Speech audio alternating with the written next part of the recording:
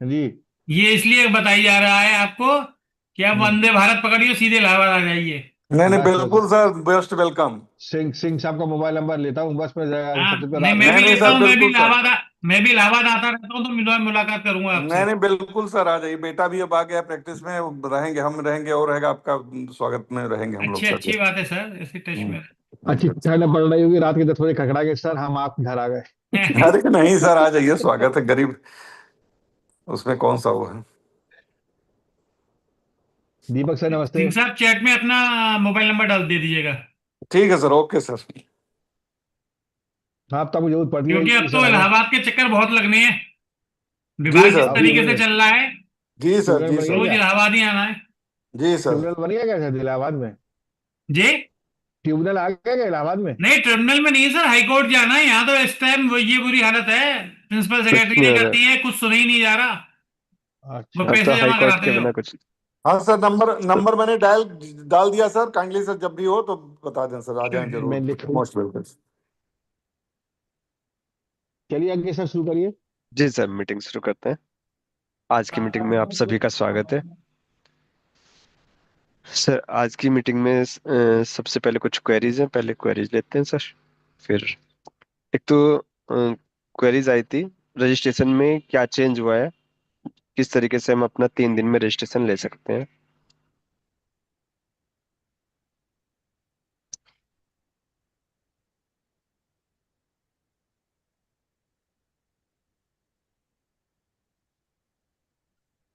तो वही बात है कि अगर तुम्हें करने हैं तो पटकने हैं पूरा में क्या पटक कुछ।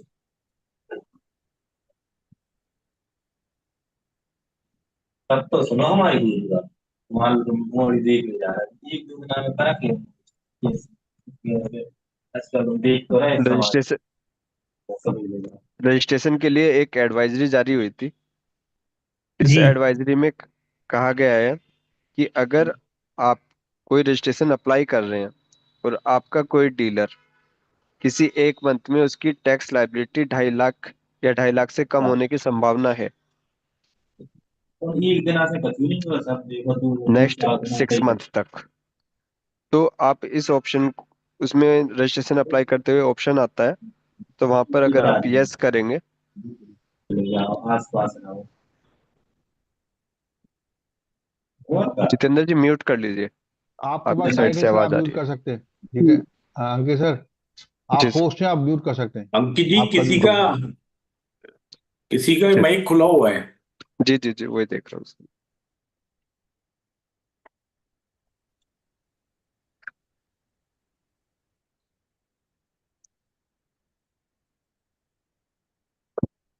तो अगर आपको अपने डीलर के बारे में मालूम है कि उसकी टैक्स लायबिलिटी क्या रहेगी, कितनी उसकी टर्नओवर रहेगी, तभी आप इस ऑप्शन को यस करें। अगर आपको लगता है कि उसकी लिमिट ज़्यादा हो सकती है, तो आपको इसमें नो करते हुए अपना रजिस्ट्रेशन अप्लाई करना है। जिस रजिस्ट्रेशन में आप इसको यस करते हुए अप्लाई करेंगे, तो उसमें अगर आपके सारे डॉक्यूमेंट्स ओके हैं, तो विद इन 3 डेज आपका रजिस्ट्रेशन ओके हो जाता है और आप रजिस्ट्रेशन डाउनलोड करके अपना व्यापार शुरू कर सकते हैं। लेकिन इसमें बाउंडेशन ये है कि आप नेक्स्ट 6 मंथ तक अपनी टर्नओवर उतनी सीमित रखेंगे जिससे आपका output tax liability IGST, CGST, SGST, cess चारों मिलाने के बाद 2.5 लाख से ज्यादा ना हो। इनपुट में कोई बाउंडेशन नहीं है, इसमें आउटपुट टैक्स लायबिलिटी की बाउंडेशन है इसमें। तो इस प्रोसेस को लेकर रजिस्ट्रेशन किए हैं, तो रजिस्ट्रेशन विद इन डेज भी हो रहे हैं, विद इन 1 डे या विद इन 2 डेज भी रजिस्ट्रेशन आ रहे हैं। ये जिसमें 2 घंटे में आ जा रहा है रजिस्ट्रेशन, सभी में इलेक्ट्रॉनिकली। नहीं सभी में नहीं आ रहा सर, लेकिन ये है कि हाँ, काफी केसेस में 2 घंटे 3 घंटे में भी आया है या नेक्स्ट डे तक रजिस्ट्रेशन आ चुका है। जी। अंकित जी, इसमें क्या सारे रजिस्ट्रेशन सेंटर में जाएंगे ये? नहीं, ठीक। नहीं सर, ऐसा ऐसा कुछ नहीं है नहीं है। माधव जी। अच्छा, मैंने दो किया, दोनों सेंटर। पहले मेरा स्टेट से ऑब्जेक्शन लगा था, फिर रिजेक्ट हो गया था, फिर मैंने इसमें डाला तो फिर वो सेंटर से आया। देवेंद्र जी, इसमें तो कोई ऑब्जेक्शन है ही नहीं। नहीं नहीं, इसमें नहीं, इससे पहले मैंने जो हाँ, किया था मेरा स्टेट पे। माधव जी, ये अलग स्कीम है रजिस्ट्रेशन नहीं, मैं की। सर मैं इसी की बात कर रहा हूँ, पहले मेरा स्टेट से रिजेक्ट हो गया, फिर मैंने इस स्कीम में अप्लाई किया तो सेंटर से मिला जी ऑब्जेक्शन, इससे पहले स्टेट से लगा था। वो स्कीम से पहले अप्लाई किया था सर ने, हाँ, स्कीम स्कीम से के पहले बाद अप्लाई फिर किया था, वो इन्होंने, रिजेक्ट, वो मेरा स्कीम रिजेक्ट के हो गया बाद था। इन्होंने अप्लाई किया तो रजिस्ट्रेशन आ गया।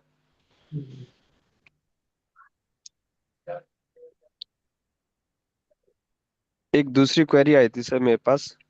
कुछ केसेस में क्या होता है कि हमारी रिटर्नें रह जाती हैं, हमने रिटर्नें फाइल नहीं की, पिछले 5 महीने की 6 महीने की रिटर्नें फाइल नहीं हो पाई, तो फिर उसके बाद जब हम रिटर्नें फाइल करते हैं तो GST-I-1 फाइल हो जाती है और 3B फाइल करते हुए एरर आती है।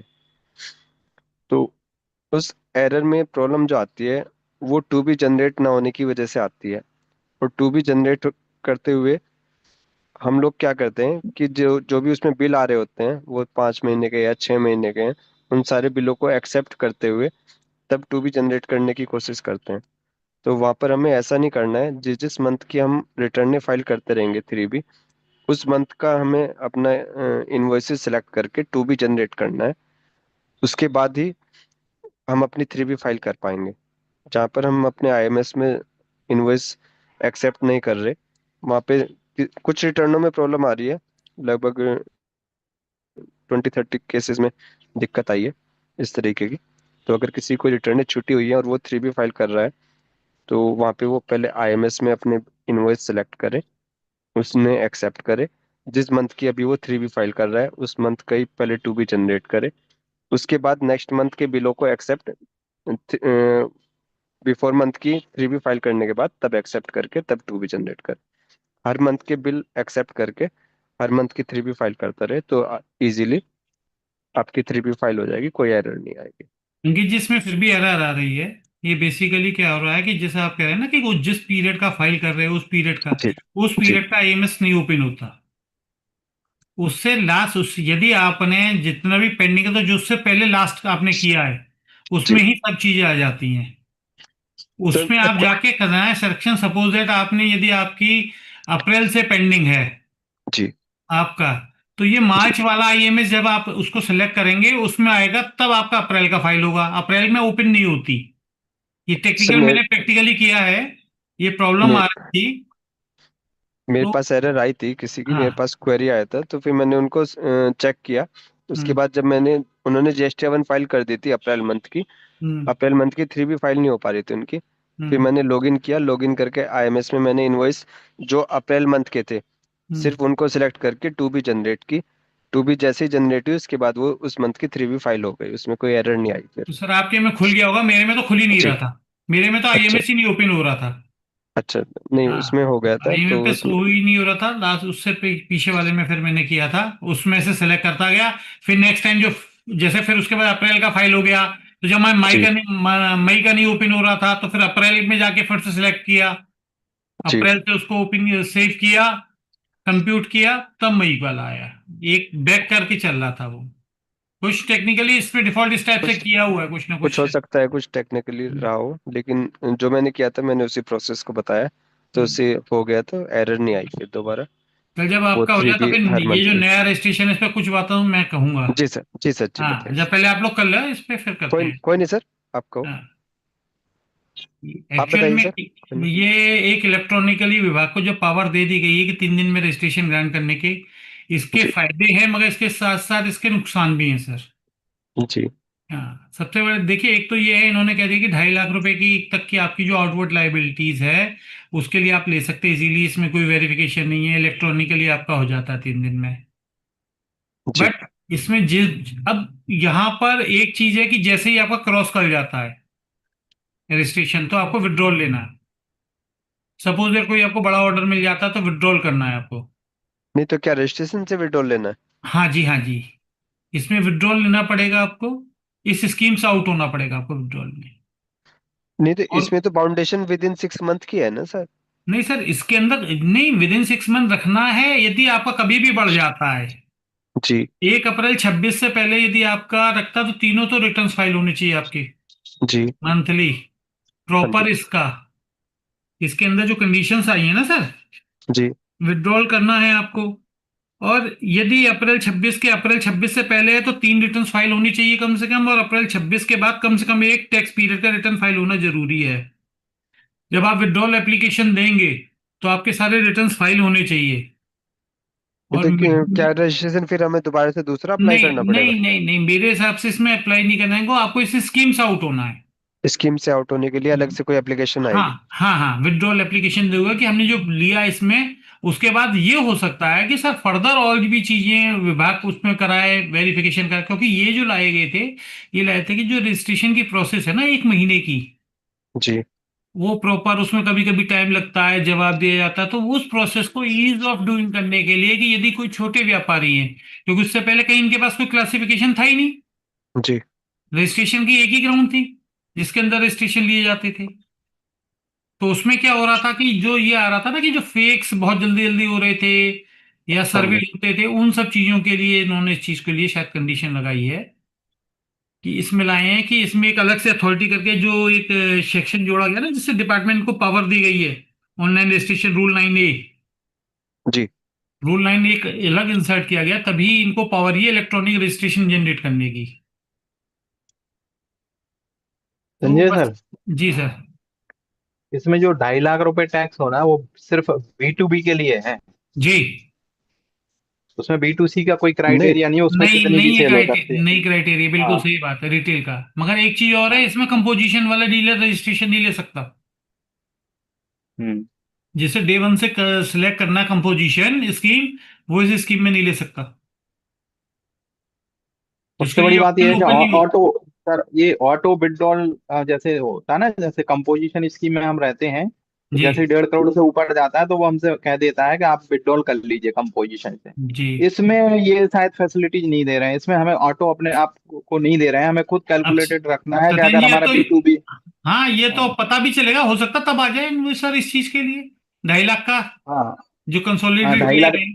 तब तब तो फिर ठीक है कि हम मतलब टाइमली विड्रॉल कर लें, अदरवाइज तो ये थोड़ी दिक्कत ही करेगा ना सर कि हम विड्रॉल नहीं कर पाए और इसी स्कीम में चलते रहें, है नहीं ना तो सर। होगा ही नहीं ना, तो फिर वायलेशन हो जाएगा, इसलिए हमें विड्रॉल तो करना ही, ये तो हमें सेल्फ असेसमेंट है ना हमारा। भाई इसलिए जिस मैं भी कह रहा कि महीने मेरा थोड़ा। 2.5 लाख से ज्यादा चला जाएगा, उसी महीने मुझे तो विड्रॉल लगानी है। हाँ तो सर क्या हमें वो बिल्कुल। पहले लगानी होगी या पूरा होने के बाद लगानी है एप्लीकेशन? भाई पूरे वो पीरियड पूरा होगा तभी तो लगेगा आपको सर। नहीं सपोज कीजिए पर्टिकुलर उस इसमें। टैक्स पीरियड में आप 2.5 लाख क्रॉस कर गए, जी तो उस टैक्स पीरियड खत्म होने के बाद ही लगाएंगे आप विड्रॉल की एप्लीकेशन। रूल 14 में रजिस्ट्रेशन ग्रेड का, तो मैं जहां तक समझ पाता हूँ वो वहां से आप आउट कर दिया जाएगा यदि सब चीज प्रॉपर है और आप एक रेगुलर में रहेंगे, फिर आप पे वो कंडीशन खत्म हो जाएगी 2.5 लाख वाली।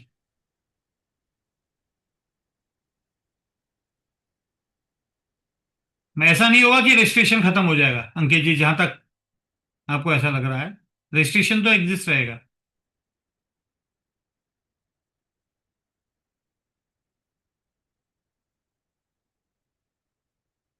एक और है, यदि मीनवाइल यदि कभी भी कोई कैंसिलेशन प्रोसीडिंग्स, कोई शिकायत या फेक पाया जाता, कैंसिलेशन प्रोसीडिंग्स पाई जाती हैं, तो विड्रॉल एप्लीकेशन आपकी मूव नहीं होगी।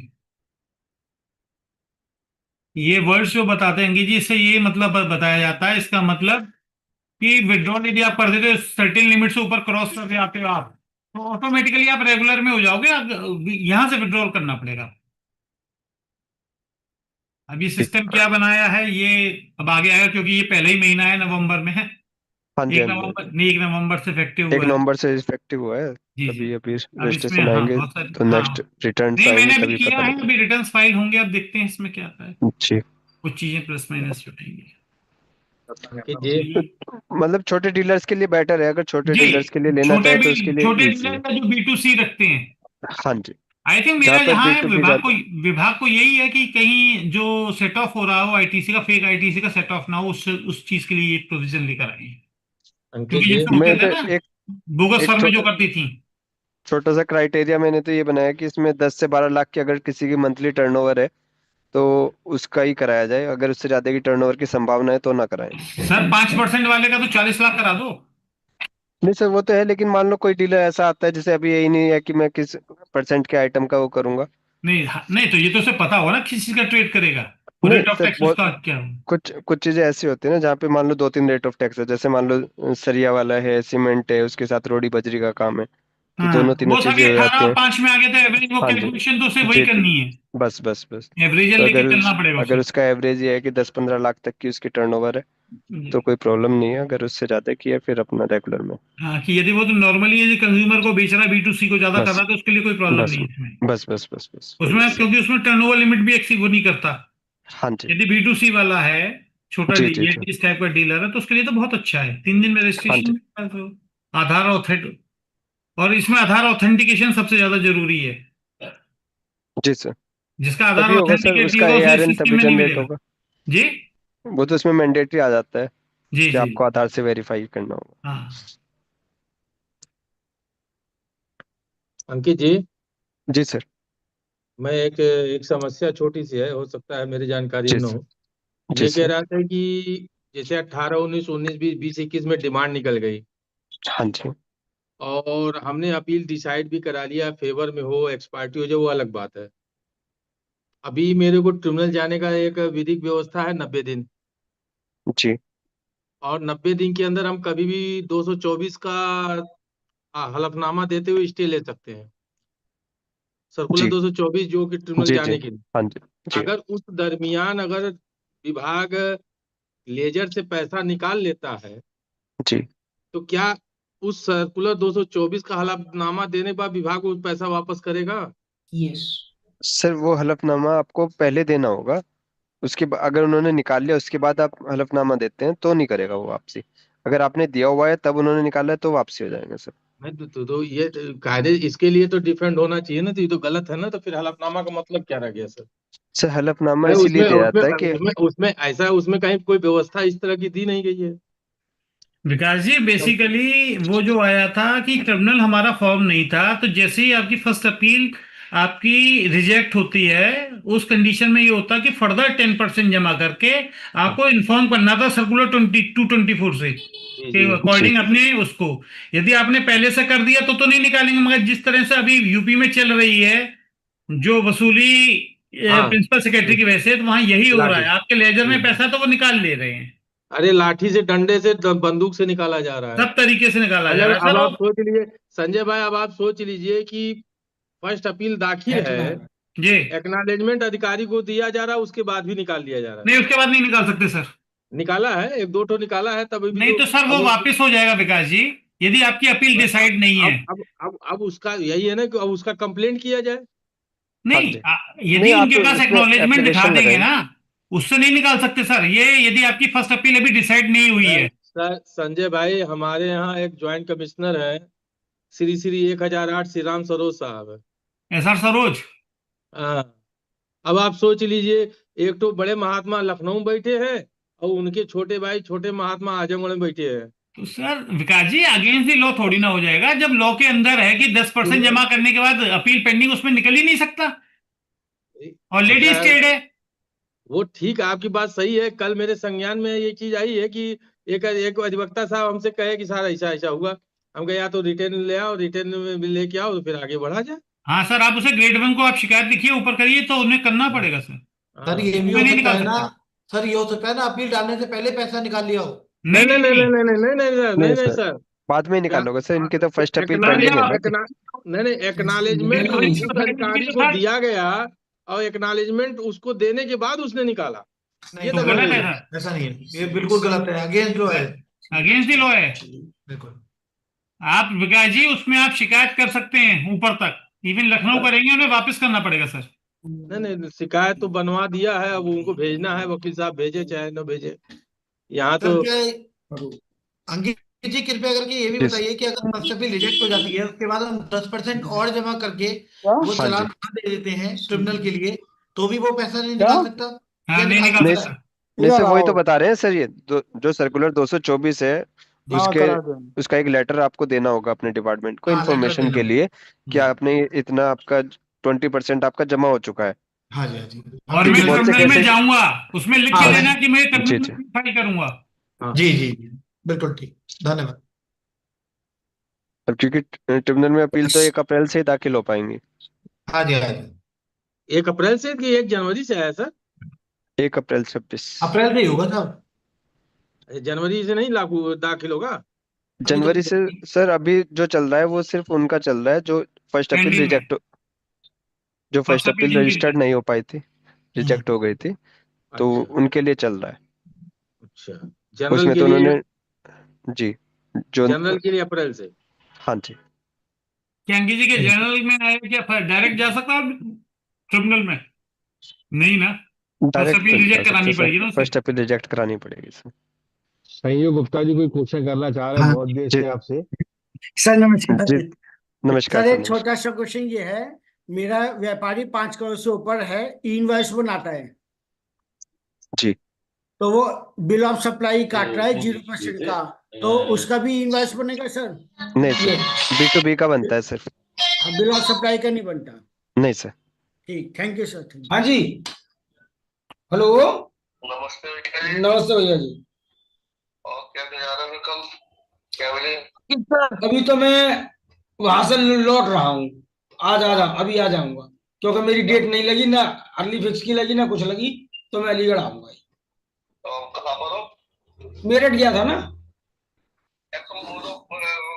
अंकित सर। आवाज कहाँ से आ रही जी है? अरे भाई साहब, एक बतेरे काम है, जरूरी थोड़ी ना है कि हम ही काम बना रहे हैं। किस ये आ गए, आवाज बस आ कहाँ से आ जाएंगे रही है? थोड़ी देर में। किसकी आवाज आ रही है ये नहीं पता लग पा रहा है सर। ये गुप्ता जी की आवाज लग रही है सर, हाँ, संजू गुप्ता ओम जी। भी जाएगा, वैसे तो मैं तो आ ही रहा हूँ सर, ओम भी जाने की कह रहा है तो अंकित जी, वेद मित्रा जी अलीगढ़।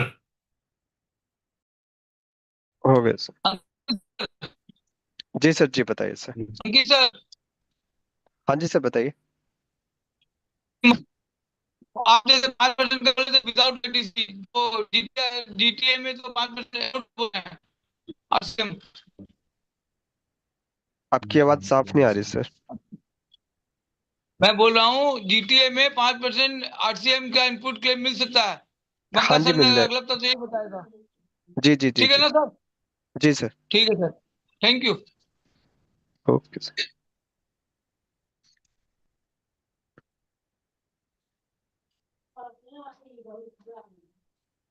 किसी और मेंबर की कोई क्वेरी हो जीएसटी रिलेटेड? अंकित जी, एक क्वेरी है। जी सर। आरसीएम के केस में अब जो लोग ट्रांसपोर्टर चढ़ा रहे हैं हमारे में, वो 5% ही चढ़ा रहे हैं, हाँ और जी जब हम पोर्टल पे 3D में आ रहा है तो वो अपने आप ही रिफ्लेक्ट होकर आईटीसी में भी आ रहा है, तो क्या उसे क्लेम जी करना सर। ठीक रहेगा या सर क्लेम होगा वो। 5% पे कहाँ क्लेम होगा? हाँ अठारह जी परसेंट पे है ना क्लेम, 5 पे कहाँ क्लेम? 18% सर उसमें है, जहाँ पर फॉरवर्ड चार्ज पे। FCM है, जहाँ पर RCM है वहाँ पे 5% ही है। अच्छा, जहाँ पे आरसीएम हमने जमा किया है वहाँ 5 ही है, जहाँ खुद जमा कर रहे हैं वहाँ हाँ 18 में है। जी सर। ओके। राजदीप जी, वो तो फॉरवर्ड चार्जेस में आपके बिल पे आ रहा होगा ना, 18% तो वो चार्ज करेंगे। सर ऐसा है, कुछ बिल जो हमारे डायरेक्ट पोर्टल पे अपने आप आ रहे हैं, वो जी लोग 5% चार्ज कर रहे हैं। सर, उसमें देख रहे होंगे, उसमें आरसीएम वाले RCM ऑप्शन को टिक कर रहे होंगे। RCM आरसीएम यस आ रहा होगा आरसीएम पे ना ठीक सर। है, जी, जी तो आरसीएम वाले 5 ही होगा पोर्शन सर पे वहाँ पे। ठीक है। वहां 5 होगा। तो और वही, नॉर्मल देंगे उसमें आरसीएम वाला ऑप्शन टिक नहीं होगा, वहां 18% होगा सर। ओके ओके, वो सीधे आईटीसी में आ रहे होंगे। Thank you. अंकित जी, मेरा जो था एक कंफ्यूजन था, ये जो अभी 254 सर्कुलर आया है जिससे इन्होंने ऑथराइज किया ना 74A, और उसके लिए जी जी जी जी 122 के लिए भी ऑथराइज अब हुए हैं। जी तो आज से पहले यदि जिसने 122 के अंदर पेनल्टी लगाई है वो सब क्या मानी जाएंगी? सर जब ऑथराइज 122 ही की। नहीं था, हाँ मेरे जी हिसाब से तो वो सब नल एंड वॉइड हो गए ऑर्डर्स, जी जी 122 के बिना पूरे। ऑफिसर, सर बिना ऑफिसर के हो गए कागजों पे। नहीं तो सत्यन जी, जब कोई ऑथराइज ही नहीं था ना, कोई एक्ट नहीं यही नहीं तो। ऑथराइज किया था मैंने, अभी भी मैं कहता हूँ आईजीएसटी में भी बहुत सी प्रोसीडिंग्स के लिए ऑथराइज नहीं किया गया, नोटिफाइड ही नहीं है। और हम लोग वही है कहते हैं आईजीएसटी के अंदर टैक्स में इसलिए कह तो तो कह देते रहा हैं हूँ सर सर। कि सिर्फ कागजों पे हो गए हैं। जी। IGST में भी सर ये देखे ना, वो और पेनल्टी 20,000 लगाते हैं जी 73 74 में। एक्चुअल में सर कोई कहने वाला नहीं है, वहां पर बस। एक्ट है, वो उस चीज को यही हाँ जी देखते हैं, एवरी एक्ट में है बस 10,000। बस।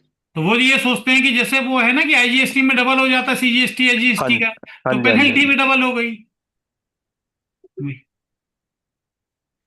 सर वो क्लैरिफाई नहीं हो पाया प्रॉपर, कि वो नहीं डबल करें, वो ऐसे। सत्यन जी, ये तो लिखा हुआ है ना एक्ट के अंदर। बिल्कुल सर, अगर पेनल्टी ऐसे का तो माने लिखा तो हुआ है पर एक्ट वाइज सीजीएसटी अगर है तो सीजीएसटी को सेपरेट दे रहे हैं, एसजीएसटी को दे रहे हैं, आईजीएसटी खुद सेपरेट ही है, तो एक ही बार तो करो। एग्जैक्टली सर, सेपरेट है। हम्म। सेक्शन 20 यही तो कहता है, एज इट इज मुंतलिस अभी पावर हुआ एप्लीकेबल। तो जो एक्ट में 73-74 के अंदर जो दिया है, उतनी पेनल्टी लगनी चाहिए। तो सर जो अभी जैसे ट्रिब्यूनल में जो फीस सबमिशन का आया है ₹5,000 मिनिमम, वो सॉरी पर एक्ट के ₹5,000 मिनिमम तो करनी ही है फी जी ट्रिब्यूनल के लिए। जी। अब वो सीजीएसटी के लिए 5,000 हो गया, एसजीएसटी के लिए 5,000 हो गया। और 5,000 ही है आईजीएसटी के लिए, तो 10,000 फिर नहीं वो है।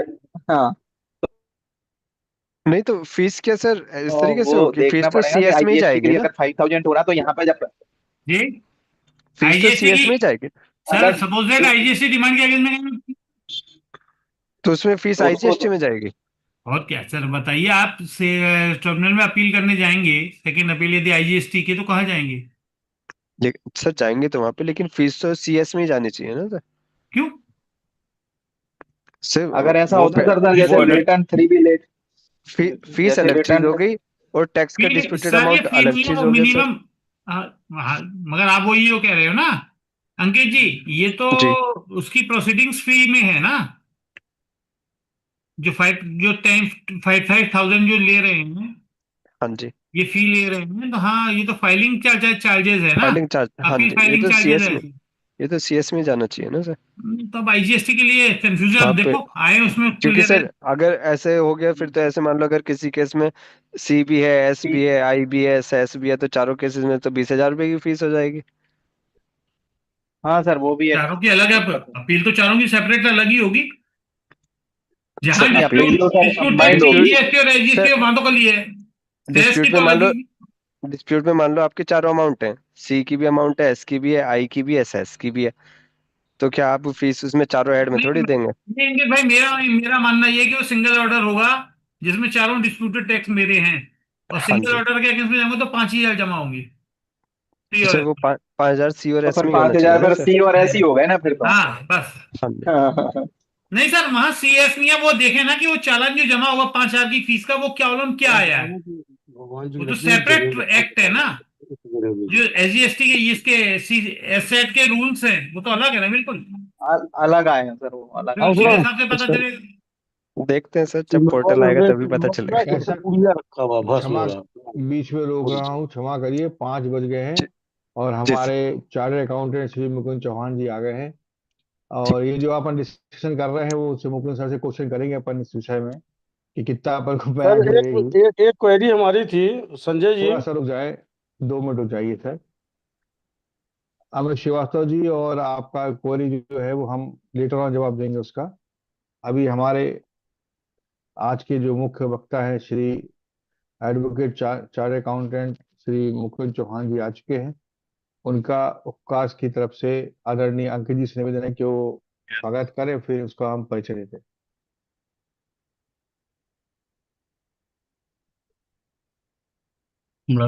वो तो बेस ज्यादा बोला है सर। मुकुंद चौहान सर का हार्दिक स्वागत है सर।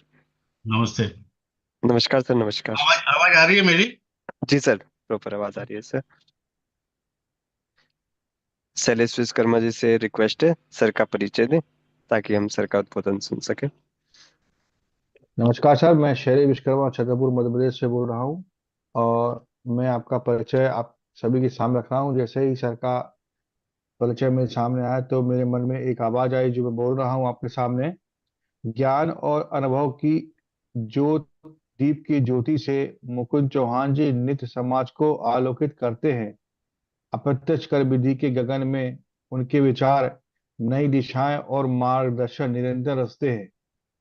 श्री मुकुंद चौहान जी एक अनुभवी और विशेषज्ञ सलाहकार है। उन्होंने 1989 1989 में ICAM-AI और 1991 में ICAI की परीक्षा उत्तीर्ण की हैं।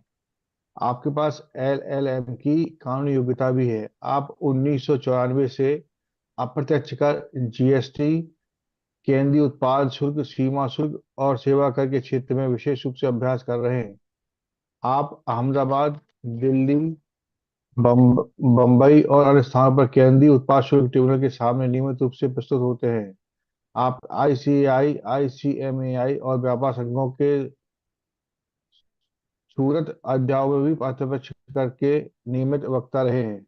आप व्यापार और उद्योग की समितियों के लिए भी सलाहकार का काम करते रहे हैं। आप अप्रत्यक्ष कर पर लेख लिखते रहे हैं और कई सेमिनार में वक्ता के रूप में भाग लेते हैं। वर्तमान में आप गुजरात उच्च न्यायालय और अन्य राज्यों के उच्च न्यायालय में वकील के रूप में अभ्यास कर रहे हैं। और जाते जाते दो लाइनें और आपके लिए सर। कानून की दुनिया में जिनकी छाप जैसे चांद रात को रोशन करता है, मुकुंद चौहान जी की विद्वता जैसे गंगा जल ज्ञान की धारा बहाता है। ये तो सर आपका संक्षिप्त परिचय था। अब आपसे निवेदन है कि आप अपना उद्बोधन शुरू करिए, और जो दो क्वेश्चन हमारे यहाँ अनुत्तरित रह गए हैं, अगर चाहे तो आप उनके जवाब दे दें, अगर आपकी इच्छा हो तो। वैसे आप अपना उद्बोधन शुरू करिए। नमस्ते सब पार्टिसिपेंट्स को, और खास करके शैलेश जी, विश्वकर्मा जी को, कि आपने बहुत ही शॉर्ट में मेरा एक परिचय दिया। और जहाँ तक आपने मेरा सीवी देखा, तो मैं एक्चुअल में इनडायरेक्ट टैक्स की ही प्रैक्टिस करता हूँ, लेकिन सेंट्रल गवर्नमेंट के जो एक्ट थे, central excise act, customs act और सर्विस टैक्स एक्ट और फेरा फेमा, वैट डिपार्टमेंट जो है वो एक स्टेट एक्ट था जब से जीएसटी आया उसके पहले। तो मैं वैट डिपार्टमेंट की प्रैक्टिस नहीं करता था, लेकिन जीएसटी आने के बाद जीएसटी का जो एक स्ट्रक्चर बना, उसमें central department plus state department दोनों के ऑफिसर को जवाबदारी दी गई कि वो वैट को इम्प्लीमेंट करे। Under section 6 of the CGST act और स्टेट जीएसटी एक्ट में दोनों ऑफिसर को पैरेलली प्रॉपर ऑफिसर अपॉइंट किया गया कि आप वैट एक्ट के हिसाब से प्रॉपर ऑफिसर है।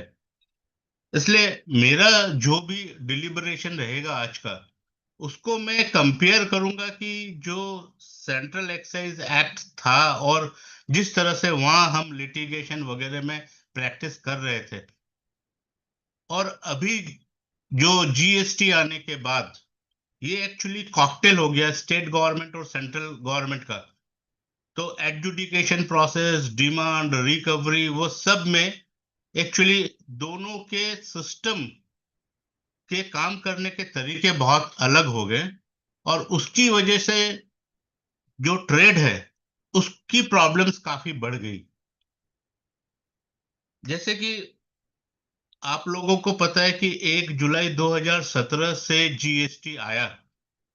उसके पहले इनडायरेक्ट टैक्स तो था, जो वैट था वो एक इनडायरेक्ट टैक्स था, लेकिन वो स्टेट गवर्नमेंट अपने लॉ के हिसाब से, वैट लॉ के हिसाब से उसकी रिकवरी होती थी, और उसका पूरा सेटअप, पूरा डिपार्टमेंट स्टेट गवर्नमेंट के अंदर ही चलता था। और उनका एक ही कमिश्नर होते हैं स्टेट गवर्नमेंट में, और वो जो उनका हेडक्वार्टर होता है वहां वो बैठते हैं। पैरेलली इनडायरेक्ट टैक्स आपका सेंट्रल गवर्नमेंट का भी था, जो कि सेंट्रल एक्साइज एक्ट था, सर्विस टैक्स एक्ट था, और कस्टम तो आज है ही। और ये सेंट्रल एक्साइज और सर्विस टैक्स एक्ट जो था वो सेंट्रल गवर्नमेंट अपने हिसाब से, उनका एक पूरी सिस्टम बनी हुई थी और उस सिस्टम से वो काम करता था। सेंट्रल एक्साइज के जो भी एक्ट आते थे वो पूरे इंडिया में लागू पड़ते थे, और पूरे इंडिया में वो एक्ट एज इट इज ही चलते थे। उसका इंटरप्रिटेशन चेंज हो सकता था, लॉ चेंज नहीं होता था। लेकिन जो वैट एक्ट था उसमें हर स्टेट के अपने प्रोविजंस थे, और उस स्टेट के प्रोविजंस उस स्टेट में लगते थे, और उस स्टेट के प्रोविजंस के हिसाब से ही वहां पर सारा एडजुडिकेशन होता था। क्योंकि ये कॉकटेल हो गया जीएसटी आने के बाद, तो सारी कॉम्प्लिकेशंस एडजुडिकेशन में, डिमांड में और इम्प्लीमेंटेशन में भी मैं ये कहूंगा कि ये बढ़ गई। अब सबसे जो प्रैक्टिकल प्रॉब्लम आ रही है एडजुडिकेशन में, वो आ रही है कि जो नोटिस आ रही है और ऑर्डर आ रहे हैं वो कॉकटेल आ रहा है, उसमें कुछ इंग्लिश की भी लैंग्वेज है, उसमें कुछ रीजनल लैंग्वेज भी है।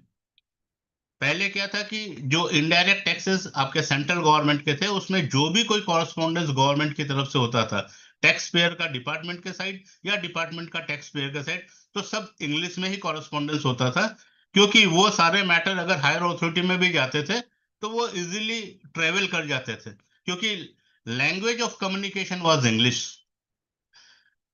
अभी क्या हो रहा है, जीएसटी में काफी स्टेट से ऐसे भी ऑर्डर आ रहे हैं जिसमें कि पार्टली तो इंग्लिश में वो शो कॉज नोटिस है या पार्टली वो लोकल लैंग्वेज में है।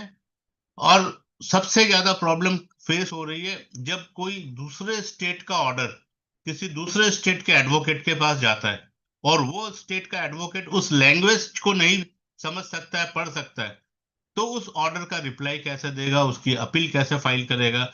ये सब प्रॉब्लम मैं ये समझ रहा हूं आने वाले दिनों में और ज्यादा बढ़ जाएगी। उसका रीजन है कि जो जजेस हैं हाई कोर्ट में या जो ट्रिब्यूनल में आएंगे, वो कोई जरूरी नहीं है कि उस स्टेट के हों या को उसको उस स्टेट की लोकल लैंग्वेज पढ़ना आता हो और समझना आता हो। मेरा एक मैटर था गुजरात हाई कोर्ट में, और उसका जो ऑर्डर पास किया था जिस ऑफिसर ने, उसने इंग्लिश प्लस गुजराती दोनों लैंग्वेज बना के ऑर्डर पास कर दिया। उस ऑर्डर को हमने रिट पिटीशन के थ्रू हाई कोर्ट में चैलेंज किया था। तो हाई कोर्ट में जब ये मैटर बोर्ड पे लगा तो उसमें एक जस्टिस थे, जस्टिस विक्रम नाथ, जो अभी सुप्रीम कोर्ट चले गए, और दूसरे जस्टिस थे जस्टिस पार्डीवाला, जो भी सुप्रीम कोर्ट चले गए। अब जस्टिस पार्डीवाला तो गुजरात से बिलोंग करते हैं तो उनको गुजराती पढ़ने आती है, लेकिन विक्रम नाथ जो है वो इलाहाबाद से बिलोंग करते हैं तो उसको गुजराती पढ़ने नहीं आती है। अब जब ये मैटर बोर्ड पे लगी और ऑर्डर साहब के सामने आया, जस्टिस के सामने आया, तो विक्रम नाथ जी ने मेरे को ये कहा कि mister Chauhan, your order is partly in English and partly in Gujarati language and I can not read the Gujarati language, so you convert this order entirely in English language and put up in the next date of hearing, then only we will take the proceedings. तो ये सब जो teething problem आ रही है, ये cocktail होने की वजह से आ रही है, और ये टीथिंग प्रॉब्लम खाली जजेस को नहीं आएगी। अपने जितने भी प्रैक्टिशनर्स अभी वेबिनार में जुड़े हैं, अगर आप इंटर स्टेट प्रैक्टिस करेंगे तो अपने को भी ये प्रॉब्लम फेस होगी। आज मान लीजिए कि कोई ऑर्डर वेस्ट बंगाल का आता है, उसमें कुछ भी बंगाली के भी 4 लाइन लिखी हुई होती है, तो अपने उसको पढ़ ही नहीं सकेंगे, उस ऑर्डर को समझ ही नहीं सकेंगे, तो अपने फिर उसका रिप्लाई कैसे करेंगे, उसका रिप्रेजेंटेशन कैसे करेंगे। तो ये लैंग्वेज की बहुत बड़ी प्रॉब्लम जैसे जैसे ट्रिब्यूनल बनेगा आएगा। अभी तो क्या अपना प्रैक्टिस का जो दायरा है अपने अपने स्टेट तक ही सीमित है, इसलिए उतनी ज्यादा प्रॉब्लम नहीं आ रही। जब ये दायरा अपना बढ़ जाएगा प्रैक्टिस का, तो ये प्रॉब्लम एक लैंग्वेज की आएगी, ऐसा मुझे लग रहा है। तो इसलिए मैं आपके साथ शेयर कर रहा हूँ कि जब अपने प्रैक्टिस का एरिया बढ़ाएंगे तब जाके ये सारी प्रॉब्लम अपने भी फेस करेंगे। उस समय क्या होगा, कैसा होगा, ये this is food for thought.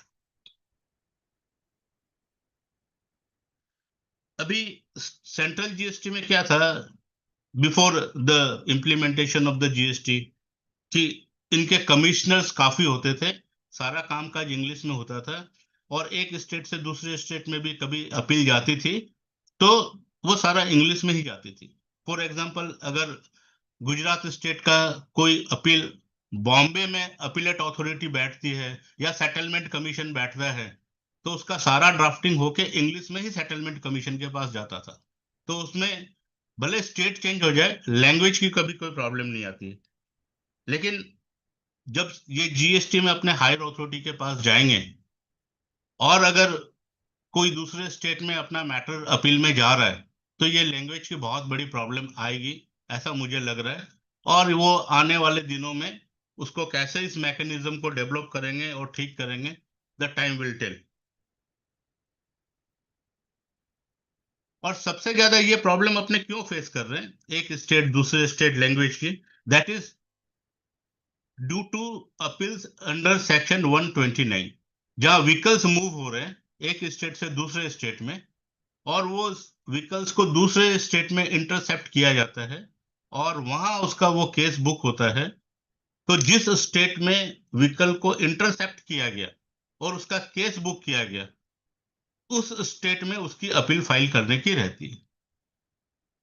जबकि मेरे हिसाब से अभी तक ऐसा कोई भी लीगल प्रोविजन नहीं है कि अगर सपोज करिए कंसाइनर अगर कोई गुजरात का है, उसने अगर वेस्ट बंगाल में माल बेचा और वो व्हीकल भाया यूपी होके वेस्ट बंगाल जा रहा है और यूपी में लखनऊ में उसको इंटरसेप्ट किया गया, तो अभी तक जो मैकेनिज्म डेवलप की गई है उसके हिसाब से ऐसा है कि अगर उसका कोई भी नोटिस DRC 01 या MOV 07 कोई भी इशू होगा तो उसकी अपील जो है अपने को यूपी में फाइल करनी है। लखनऊ में अगर वो इंटरसेप्ट हुआ, लखनऊ के ऑफिसर ने नोटिस इशू की है, तो वो लखनऊ में फाइल होगी, न कि वो गुजरात में फाइल होगी जहां का वो कंसाइनर है, न तो वो वेस्ट बंगाल में फाइल होगी जहां का कंसाइनी है। तो चूंकि सेक्शन 129 में इस तरह की प्रॉब्लम्स होने की वजह से ये अपने को इंटर स्टेट अपील फाइल करनी पड़ रही है, रिप्लाई फाइल करना पड़ रहा है, और उसकी वजह से ये एडजुडिकेशन में काफी प्रॉब्लम्स आ रहे हैं। अदरवाइज जो दूसरे केसेस डेवलप होंगे जिसमें कि कोई रेड है, कोई सर्च है, कोई सीजर है, अगर आप जिस स्टेट में प्रैक्टिस कर रहे हैं उसी स्टेट का आपका क्लाइंट है, तो आपको इस तरह की प्रॉब्लम्स कम आएगी अगर if you are aware of the language of that state. तो सेक्शन 129 की वजह से मेरे हिसाब से ये बहुत ज्यादा प्रॉब्लम आ रही है और एक दूसरे स्टेट में अपील जा रही है।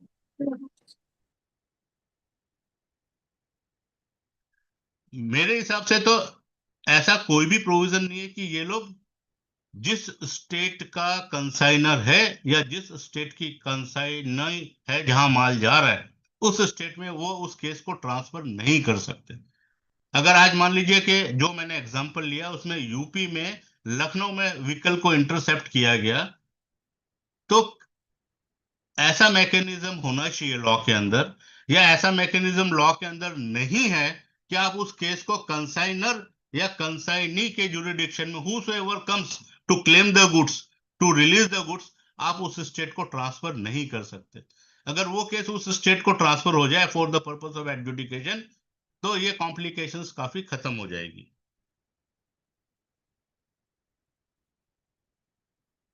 अब फ्रेंड्स, लिटिगेशन की जहां तक बात करें तो लिटिगेशंस जब भी चालू होता है तो लिटिगेशंस में जो फ्रेमवर्क दिया गया है जीएसटी में, उसमें सबसे पहले ये अपने को DRC 01A जो अंडर रूल 142 इशू होता है अपने को डिपार्टमेंट DRC 01A देता है, और DRC 01A के सामने हमें उसका जवाब देने का रहता है।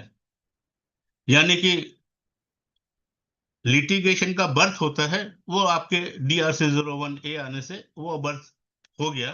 अगर आपने प्रॉपरली रिप्लाई प्रॉपर डॉक्यूमेंटेशन के साथ प्रॉपर ऑफिसर को दिया, उसको एक्सप्लेन किया, तो वो मैटर वहां पूरा हो जाएगा, फिर वो शो कॉज नोटिस में कन्वर्ट नहीं होगा, DRC 01 फिर उसकी नहीं आएगी।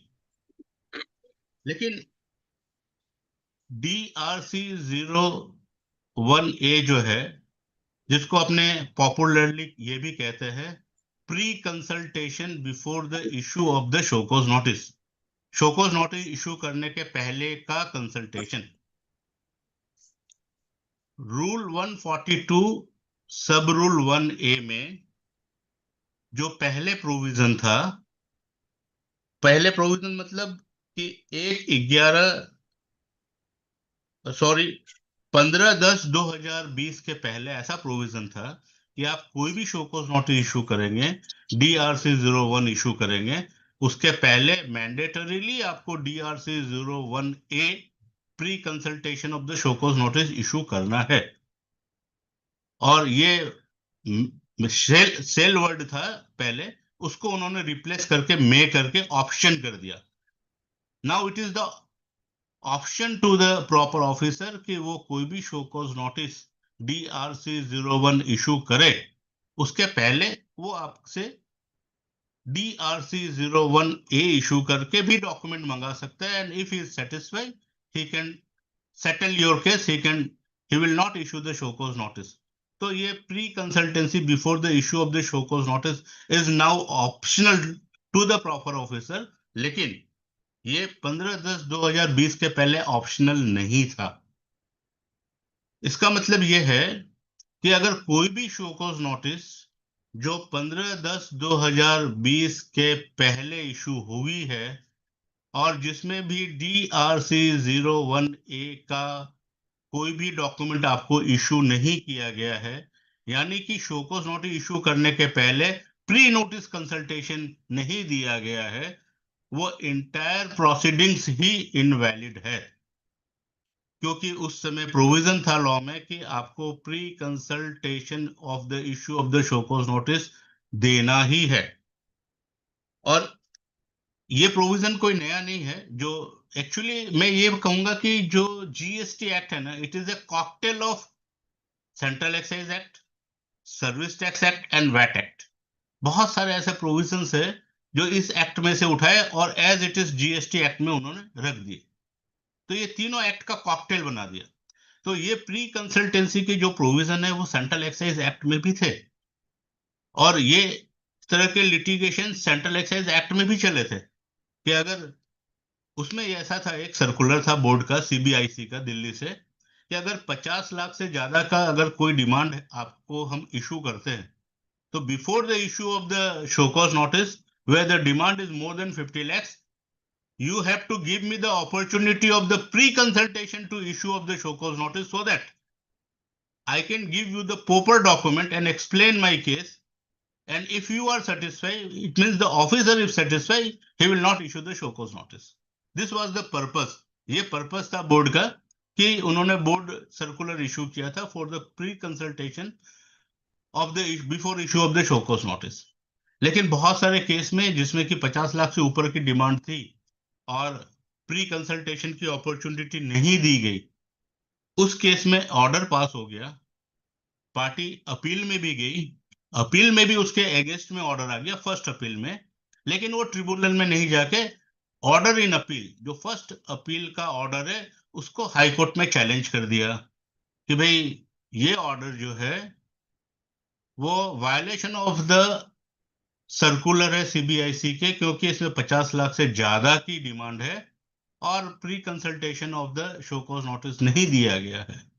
ऐसे केस में हाई कोर्ट ने इस तरह के डिमांड को, इस तरह के ऑर्डर को प्लस ऑर्डर इन अपील को, जो फर्स्ट अपीलेट अथॉरिटी के ऑर्डर है, उसको भी क्वैश कर दिया कि it is beyond the scope of the board circular. और बोर्ड सर्कुलर जो है that is binding on the department. Department cannot say that I will not follow the board circular.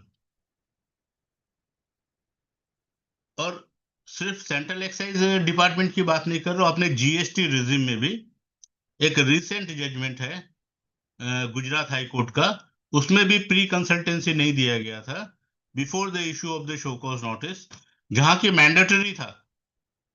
तो हाई कोर्ट ने उस order को quash कर दिया कि ये ऑर्डर को क्वैश कर देते, if there is a time then you give a fresh show cause notice and start the proceedings.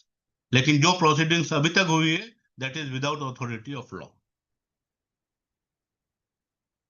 अब कोई भी लिटिगेशंस चालू होते हैं तो नोटिस से चालू होती है, और नोटिस देने का जो पैटर्न है, जैसा कि मैंने पहले भी बताया कि स्टेट GST के पैटर्न और सेंट्रल GST के पैटर्न, ये दोनों में बहुत फर्क है।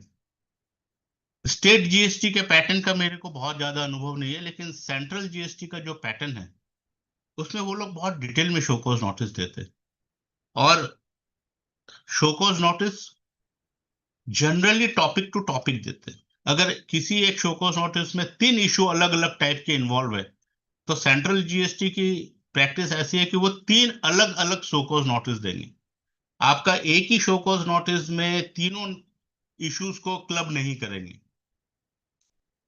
लेकिन जब से ये GST आया तो स्टेट से जो भी शो कॉज नोटिस आ रही है, जो खास करके रिटर्न स्क्रूटनी के बेसिस पे ASMT 10 इशू हो रहे हैं, उसमें मल्टीपल इशू आपके एक ही नोटिस में आ रहे हैं, और वही सेंटर की आ रही है तो उसमें अलग अलग इश्यूज पे अलग अलग नोटिस आ रही है। तो ये सारी जो प्रॉब्लम, टीचिंग प्रॉब्लम चल रही है, इसका कुछ एक स्टैंडर्डाइजेशन होना चाहिए। मेरा ऐसा कहना है कि स्टैंडर्डाइजेशन होना चाहिए कि भाई या तो आप पूरे फाइनेंशियल ईयर की एक शो कोज नोटिस दोगे, या एक फाइनेंशियल ईयर में इशू वाइज दोगे। आपने सेक्शन 73, 74 की अलग अलग शो कोज नोटिस तो डिस्ट्रीब्यूट कर दी। अभी डिपार्टमेंट अगर अपने को कोई भी नोटिस देता है कोई भी फाइनेंशियल ईयर का, तो सेक्शन 73 का अलग देता है, सेक्शन 74 का अलग देता है। ये अच्छी बात है कि भाई दोनों सेक्शन को मर्ज करके नहीं दे रहा है, क्योंकि उससे तो और भी ज्यादा कॉम्प्लिकेशंस बढ़ जाएंगे। लेकिन स्टेट जीएसटी की जो भी नोटिस आ रही है, उसमें एक ही नोटिस में 2-3 इशू क्लब हो जाते हैं। और एक चीज मैं सबके साथ ये शेयर करना चाहता हूं, जो भी आज अपने वेबिनार में जुड़े हुए हैं, कि स्टेट गवर्नमेंट के जितने भी नोटिस या ऑर्डर आते हैं, काफी नोटिस और ऑर्डर में ये लोग नाइदर डिजिटली साइन करते हैं ना फिजिकली साइन करते हैं, लेकिन पोर्टल पे अपलोड कर देते हैं। तो इनका परसेप्शन ऐसा है ऑफिसर्स का कि अगर हमने पोर्टल के थ्रू आपको नोटिस एंड ऑर्डर कुछ भी दे दिया तो उसको साइन करने की जरूरत नहीं है। और क्योंकि पोर्टल के थ्रू गया है तो it is a proper way of service of an notice and order under section 169। लेकिन ये इशू को भी चैलेंज किया गया है हाई कोर्ट वगैरह में, और काफी हाई कोर्ट के जजमेंट है कि भाई either show cause notice or order, it must be signed either digitally or physically, though it is served through the portal। आप ये एज्यूम नहीं कर सकते कि आपने पोर्टल के थ्रू अगर नोटिस एंड ऑर्डर दे दिया then it is a valid service of an order, it must be signed.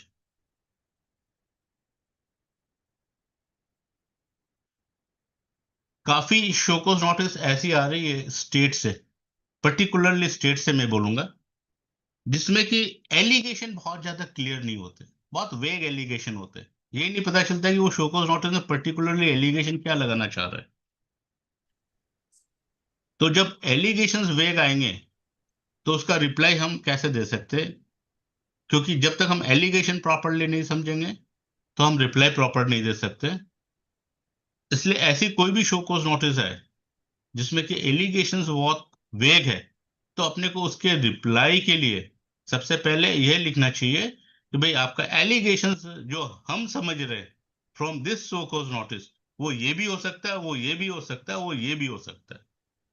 तो इसमें क्या प्रॉपर एलिगेशन है जो हम समझ रहे हैं वो ये समझ रहे हैं, और accordingly we are giving the reply. कहीं ऐसा नहीं हो कि जो एलिगेशन डिपार्टमेंट का ऑफिसर समझ रहा है और हम जो समझ रहे हैं वो दोनों में फर्क हो।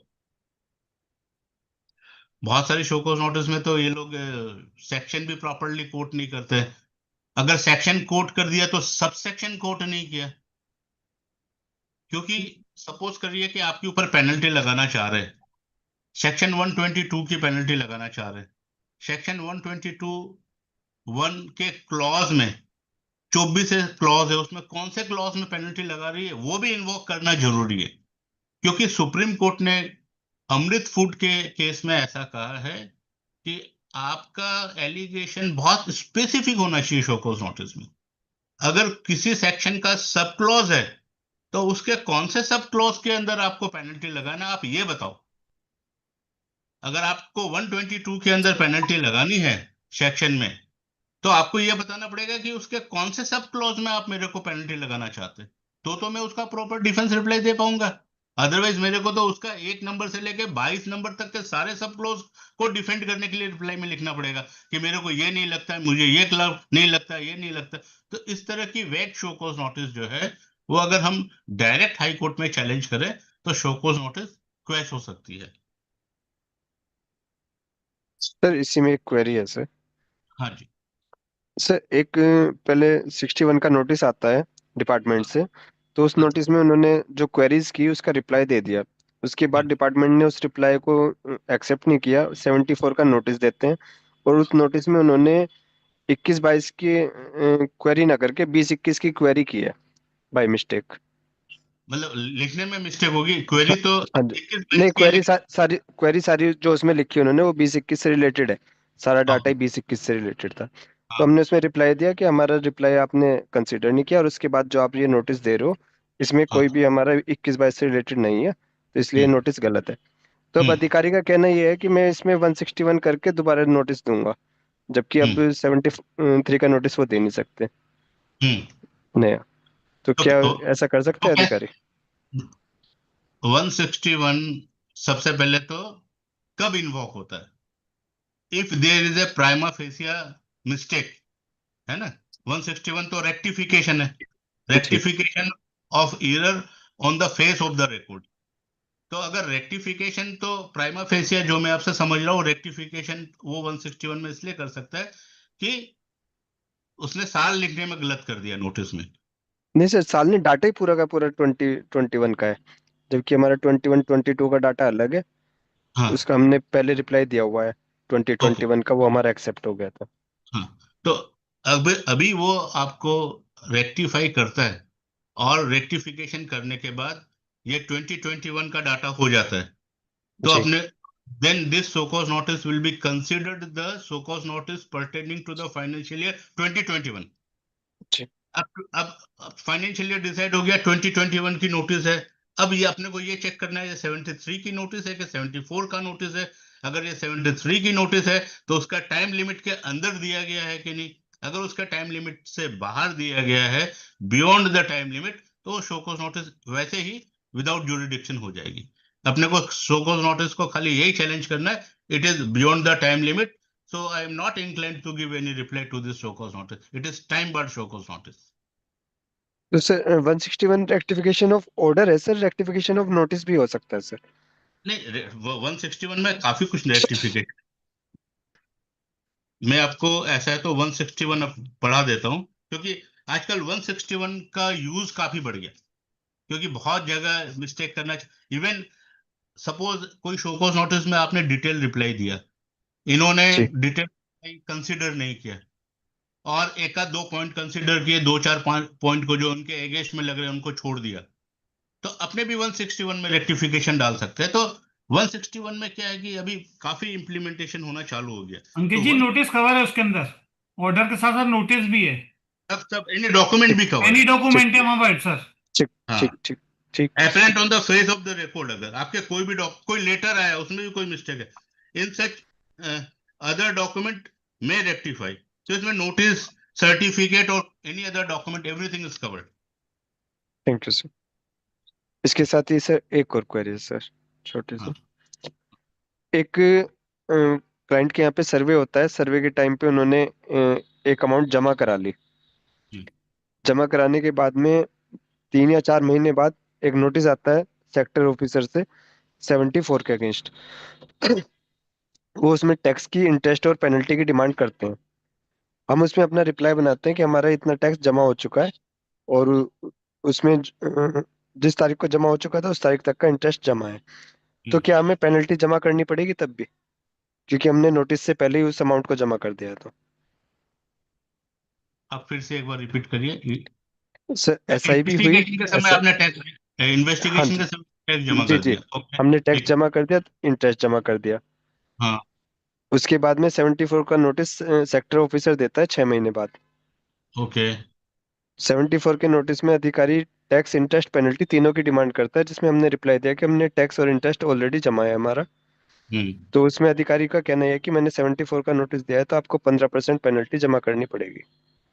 हाँ, तो उसमें सेक्शन 74 के अंदर प्रोविजंस है ना, कि अगर आप इस मैटर को सेटल करना चाहते हो before the issue of the show cause notice, तो आप 15% पेनल्टी भी भर दो तो आपका मैटर सेटल हो जाएगा। तो सर नोटिस आने से पहले ही अगर हमारा जमा है तो क्या हमें फिर पेनल्टी जमा करनी चाहिए सर? क्योंकि सेक्शन 74 में पेनल्टी 15% मैंडेटरी है, सेक्शन 73 में वो पेनल्टी की रिक्वायरमेंट नहीं है, उसमें खाली टैक्स और इंटरेस्ट ही है। मुकुंद साहब थोड़ा सा मैं इसी में कनेक्ट करूंगा सर, 67 में जब ये सर्च करते हैं हाँ और जो एसेस करते हैं और वहां ले लेते हैं, उसके बाद 74 कैसे एप्लीकेबल हो जाएगा उस पे सर? रिवोक सर ऐसा शॉर्ट है। पे तो सर है नहीं सर, वहां शॉर्ट है, वहां असेसमेंट किया हम्म सर्वेइंग अथॉरिटी ने, हम्म और उसने जो डिफरेंस पाया उसको उसने कर लिया, सेक्शन 74 के प्रोविजंस डिफरेंट कहते हैं, वो कहते हैं by way of fraud, by means of fraud. Yes sir ये तो कहीं एस्टेब्लिश हुआ ही नहीं ना मेरा। ऐसा है कि मैं अपने डिलिब्रेशन में जब 74 में जाऊंगा जी तो सर। मैं सेपरेशन का डेफिनेशन दिया हुआ है ना सेक्शन 74, ट्रू। तो उसको अगर पढ़ेंगे तो मेरे हिसाब से, और मैं अपने सारे डिफेंस रिप्लाई में ये आर्गुमेंट लेता हूं कि जीएसटी लॉ में जी सेपरेशन ऑफ फैक्ट कब लगेगा, जब कोई हमारे रेड हुआ, सर्च हुआ और कोई ऐसे इंक्रिमिनेटिंग डॉक्यूमेंट पाए गए जिसमें एंट्री है और वो हमारे रिकॉर्ड में कहीं रिटर्न में कहीं आए नहीं है, सिर्फ और सिर्फ वही केस उसमें कवर होंगे। True true true. Otherwise all case are in section 73। आपने Yes. 74 कोई भी नोटिस दिया उसको 73 में कन्वर्ट करो, और जैसे ट्रिब्यूनल उसको 73 में कन्वर्ट करेगा वी विल सी कि भाई ये अब शो को 73 में जो कन्वर्ट हो गई वो उस समय विद इन टाइम है कि नहीं है, या नहीं। टाइम। ठीक तो सर, बिल्कुल। ये सारी बेनिफिट अपने को ट्रिब्यूनल से मिलेगी। एग्जैक्टली सर, हम लोग यही कहते हैं कि आप ये तो एक सिंपली प्लेनली एडजुडिकेटिंग ऑफिसर हर चीज 74 में दे देते हैं, जबकि वहां पर बर्डन ऑफ प्रूफ उन्हीं के पास होना चाहिए कि आप प्रूव करो ना sir. Yes. By mean of fraud मैंने क्या किया है, evasion of tax by means of fraud.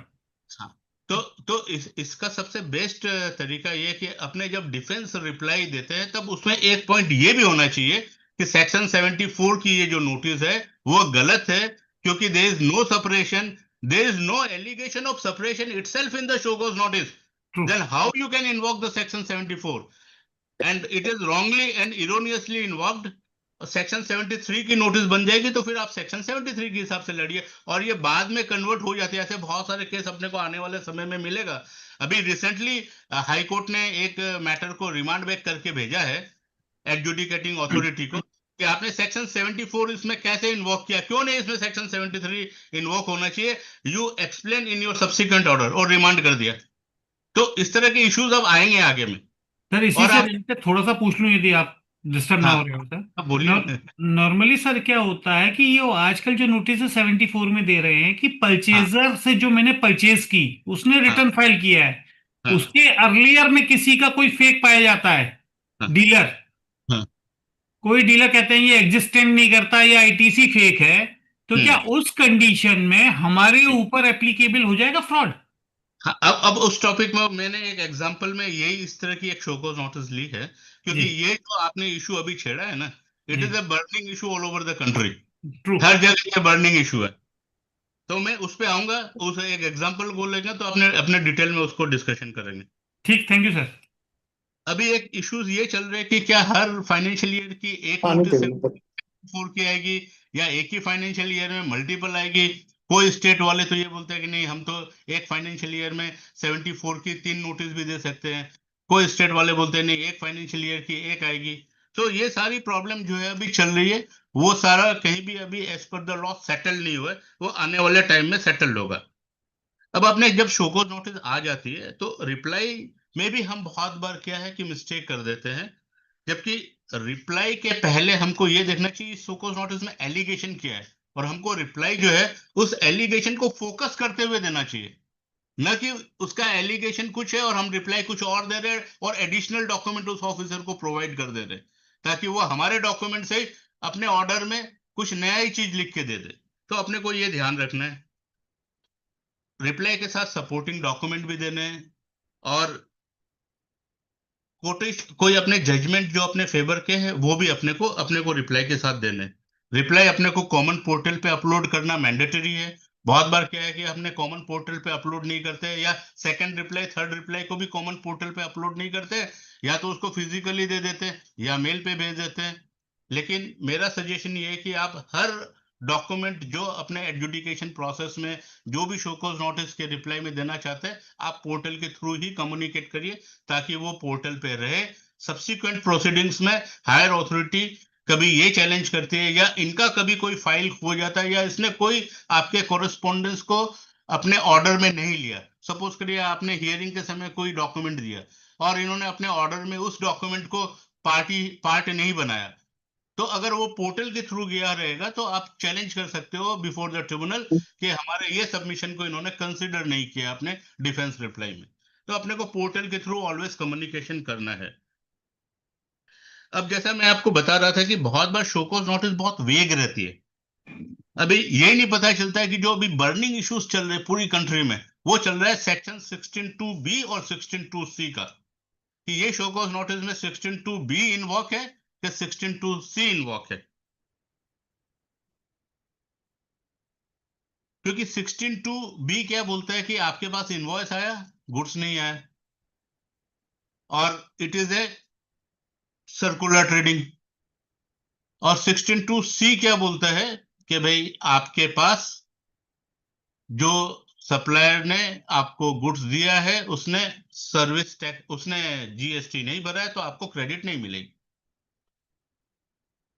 अब संजय जी, आपने जिस पॉइंट को उठाया था कि ये भी शोकॉज नोटिस आ रही है कि आपके पास इनवॉइस आए हैं और आपके पास गुड्स नहीं आए हैं, तो इस तरह की जो शोकॉज नोटिस इशू हो रही है उसमें ये लोग ये भी लिख रहे हैं कि भाई आपके पास मान लीजिए ए से गुड्स आया, तो ए के पास किससे गुड्स आया वो अपने सिस्टम से वो देख लेते हैं, और उसको देख के ये बोलते हैं कि भाई उसके पास भी जो गुड्स आया है उसका सप्लायर भी फेक है।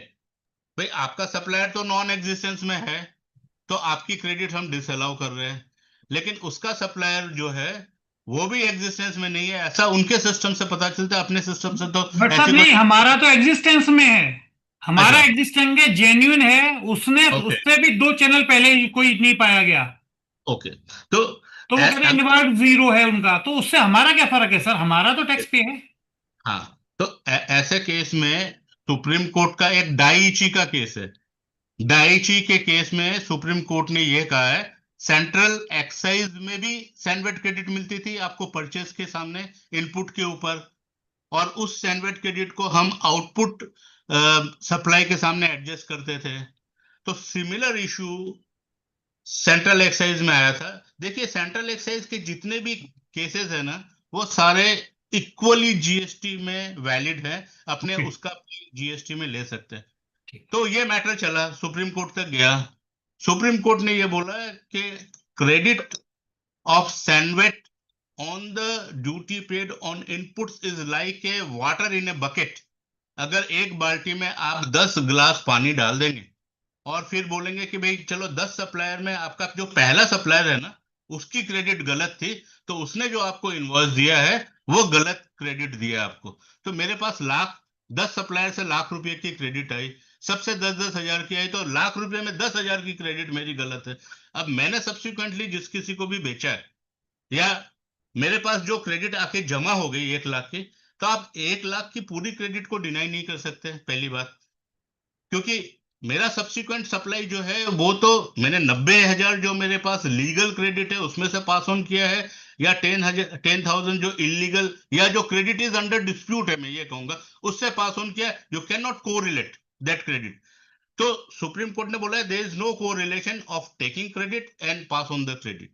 तो ये मैटर जब ट्रिब्यूनल में जाएंगे तो इस तरह से चलेंगे कि अगर मेरे सप्लायर की कोई क्रेडिट हमारे पास आई है जो अंडर डिस्प्यूट है या आपने उसकी मुझे नोटिस दी है, तो वो हम लड़ेंगे कि हमारी वो क्रेडिट जेन्युइन है कि नहीं। लेकिन सब्सिक्वेंट हमने जो भी इनवॉइस दिए हैं, सब्सिक्वेंट तो मैंने ₹1,00,000 की क्रेडिट सबको पास ऑन की है, और जो डिस्प्यूटेड क्रेडिट है मेरे अकाउंट में वो तो 10,000 है, तो आप क्या 1,00,000 की क्रेडिट मेरी सबको डिसअलाउ कर दोगे क्या? मल्टीपल तो डिमांड हो नहीं सकता। तो ये सारे इश्यूज, मैंने क्या कहा कि ये सब मल्टीपल जो इश्यूज आ रहे हैं ना वो स्टेट से ज्यादा आ रहे हैं, सेंटर वाले जनरली ये सब देख के और शॉर्टिंग करके देते हैं। अब जैसे कि सबसे 74 की नोटिस आती है तो ये लोग सेक्शन 155 को इन्वॉक कर देते हैं कि भाई आपके ऊपर बर्डन है कि आपको प्रूफ करना है कि आपका क्रेडिट है वो जेन्युइन है। हर जगह सेक्शन 155 को फिट कर देते हैं सेक्शन 74 कि भाई आपकी क्रेडिट आपने प्रॉपरली प्रूफ नहीं किया कि जेन्युइन है, इसलिए हमने सेक्शन 174 में नोटिस दे के आपकी क्रेडिट को डिसअलाउ कर दिया। तो इस तरह के इशू सेंट्रल एक्साइज में भी आए थे, और सेंट्रल एक्साइज में एक अहमदाबाद ट्रिब्यूनल का जजमेंट है, और वो जजमेंट है आपका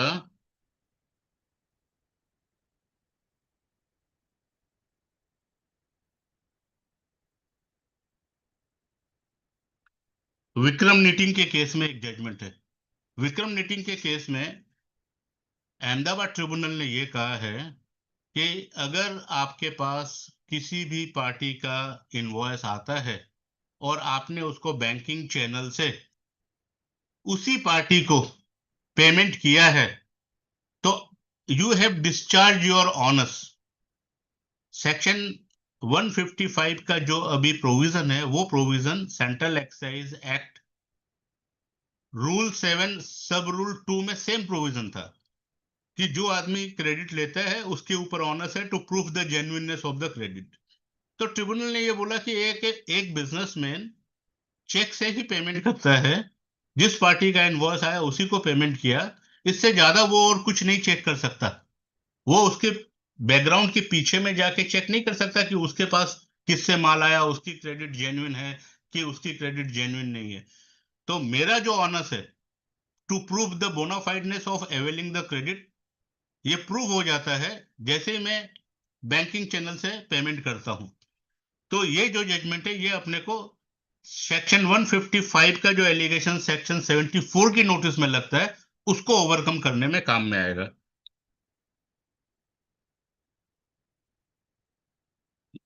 और एक एक इशू जो बर्निंग इशू है अभी, वो मैं आपके साथ डिस्कशन करूंगा कि एक ही इशू के ऊपर सेंटर की भी शोकॉज नोटिस आ रही है, स्टेट की भी आ रही है, मतलब मल्टीपल नोटिस आ जाती है।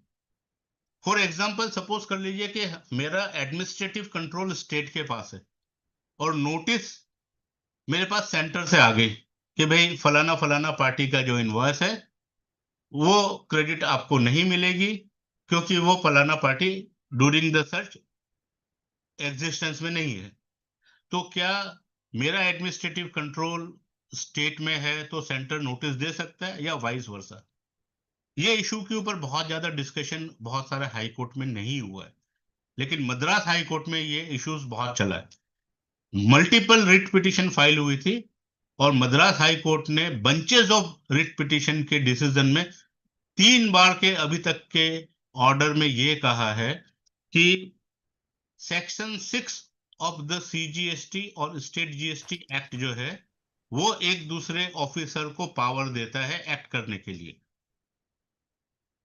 लेकिन सेक्शन 6 में जो पावर दिया गया है वो खाली रिफंड के लिए दिया गया है। एडजुडिकेशन का कोई भी नोटिफिकेशन अंडर सेक्शन 6 इशू नहीं हुआ है। इसका मतलब कि अगर आपको रिफंड स्टेट जीएसटी का चाहिए तो सेंट्रल जीएसटी का ऑफिसर दे सकता है और सेंटर का चाहिए तो स्टेट का दे सकता है। खाली रिफंड का पावर के लिए नोटिफिकेशन, क्योंकि सेक्शन 6 कहता है कि government will issue a notification to delegate the power.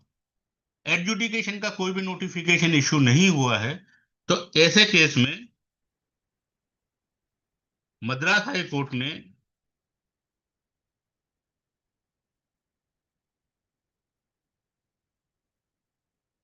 टीवीएल वर्धान infrastructure, ये एक जजमेंट है टीवीएल वर्धान इंफ्रास्ट्रक्चर, उसमें डिटेल्स में उन्होंने सारे प्रोविजन को लिखे और लिखने के बाद हाई कोर्ट ये कंक्लूजन पे पहुंचा है कि अगर आपका एडमिनिस्ट्रेटिव कंट्रोल स्टेट के पास है तो सेंटर की कोई भी शो कॉज नोटिस है, इट इज बियॉन्ड जुरिडिक्शन। और अगर आपका कंट्रोलिंग सेंटर के पास है तो स्टेट की अगर कोई नोटिस है then it is beyond jurisdiction. तो ये सारी जो टेक्निकल चीज है ये सब भी अपने को चेक करनी चाहिए रिप्लाई देते समय। इसका भी एक पैराग्राफ लिखना चाहिए। बहुत बार ऐसा भी होता है कि मेरिट के ऊपर हो सकता है हमारा केस बहुत अच्छा नहीं हो, लेकिन जो टेक्निकल पॉइंट है कि भाई शोकॉज नोटिस 74 में नहीं होनी चाहिए, बाद में जाके वो 73 में कन्वर्ट हो जाती है, या जुरिडिक्शन है, या एलिगेशंस इज नॉट क्लियर है, तो ये सारे जो इश्यूज है उसमें भी हो सकता है हम जीत जाए, मेरिट पे हार जाए लेकिन टेक्निकल पॉइंट पे जीत जाए। तो अपने को कोई भी शोकॉज नोटिस का रिप्लाई बनाते समय सारे पॉइंट को नोट डाउन करके हर पॉइंट के ऊपर अपना प्रेजेंटेशन देना चाहिए।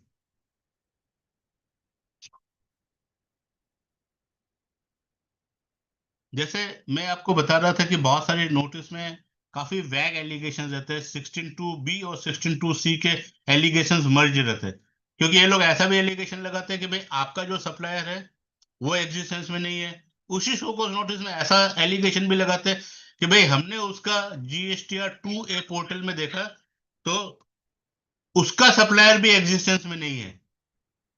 तो इसका मतलब हो गया 16(2)B आपने लगाया कि भाई मेरा सप्लायर एग्जिस्टेंस में नहीं है, you want to disallow my credit. फिर आप सब्सिक्वेंटली बोलते हो कि भाई उसका सप्लायर भी एग्जिस्टेंस में नहीं है, it means he has passed on the credit which is not legitimately eligible to him। तो ये 16(2)(c का हो गया। तो मेरा ऐसा कहना है कि 16(2)(b and 16(2)(c can not go parallelly. मेरा अगर सप्लायर एग्जिस्टेंस में नहीं है तो वो पास ऑन ही कैसे करेगा क्रेडिट? आप ये कैसे बोल सकते हो? तो पहले आप शोकॉज नोटिस में ऐसा लिखो, your supplier is in existence but he has given you only the invoices, not given you the goods. आप ये नहीं बोल सकते कि भाई मेरा सप्लायर एग्जिस्टेंस में नहीं है तो उसने मेरे को खाली इनवॉइस ही दिया है। So this allegation is absurd allegation.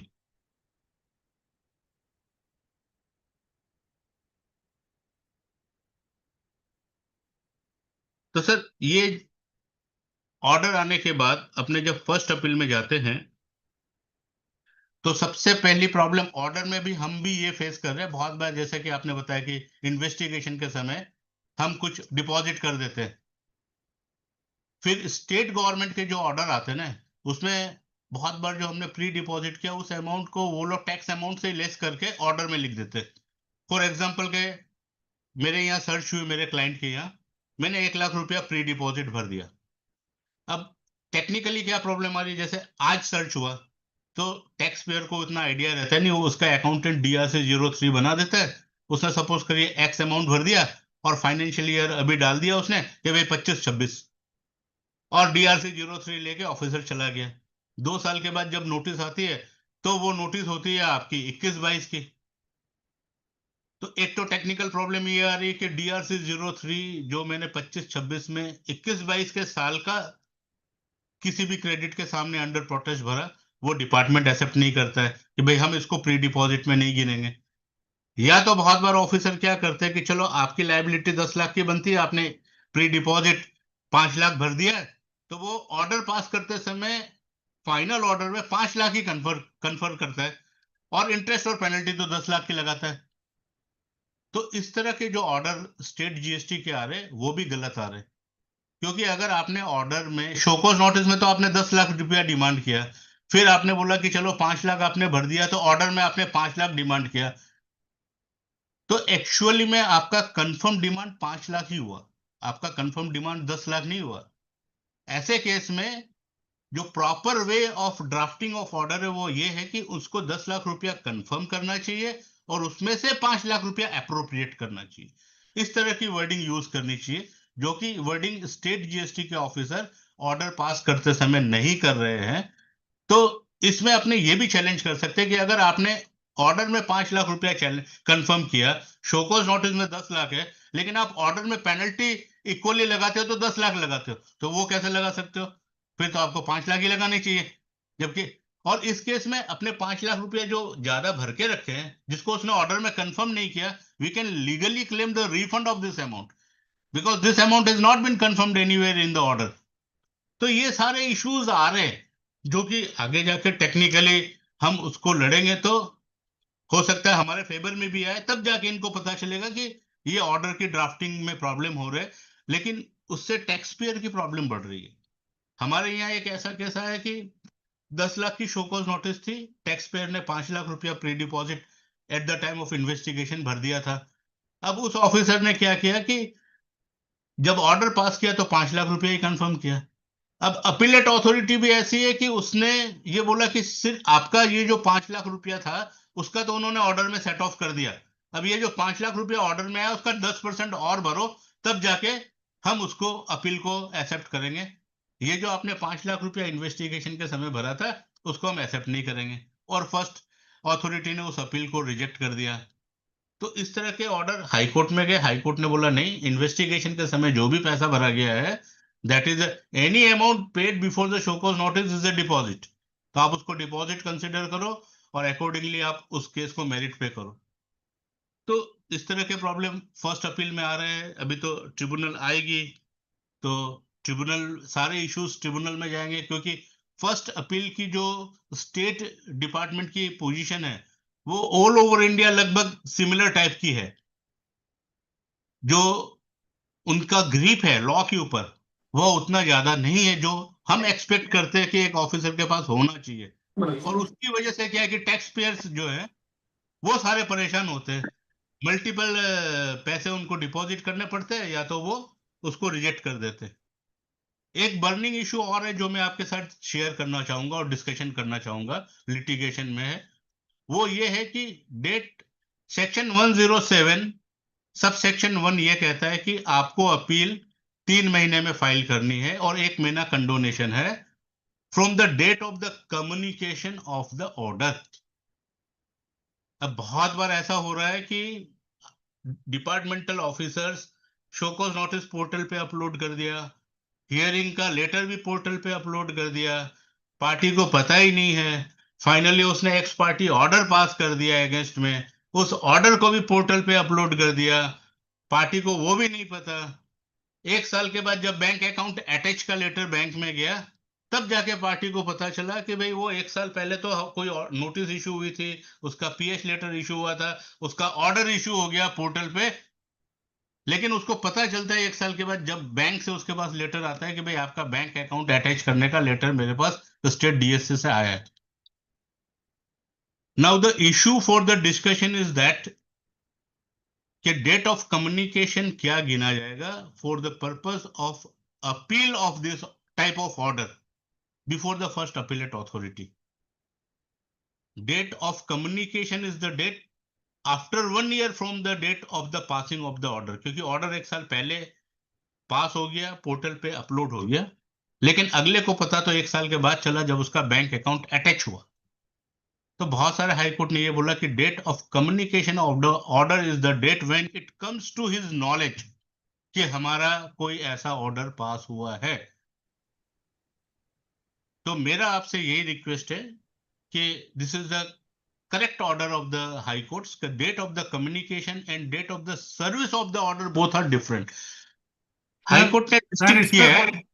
Sir इस पे जो भी कोई केस लॉज हो दीजिए, क्योंकि आज भी first appellate authority date of communication को ही मानती है लिमिटेशन काउंट करने के लिए। तो कंसीडर ही नहीं करती सर इस चीज को। तो सर ये जो स्टेट गवर्नमेंट का है उसको हमने हाई कोर्ट पे तो चला, हमारा गुजरात हाई कोर्ट से भी जजमेंट नहीं है, शार्प मद्रास हाई कोर्ट का तो आ गया सर, शार्प वो टैंक वाला मेरे ख्याल से इसका भी आया होगा, इलाहाबाद हाई कोर्ट से भी आया है इस तरह। नहीं सर अभी तक नहीं, इलाहाबाद हाई कोर्ट से इस पे कोई नहीं आया सर। हमारे यहाँ यूपी में बहुत प्रॉब्लम है सर इसी की। हाँ तो ये बहुत बर्निंग इश्यूज है और खास करके स्टेट के बर्निंग इशू है।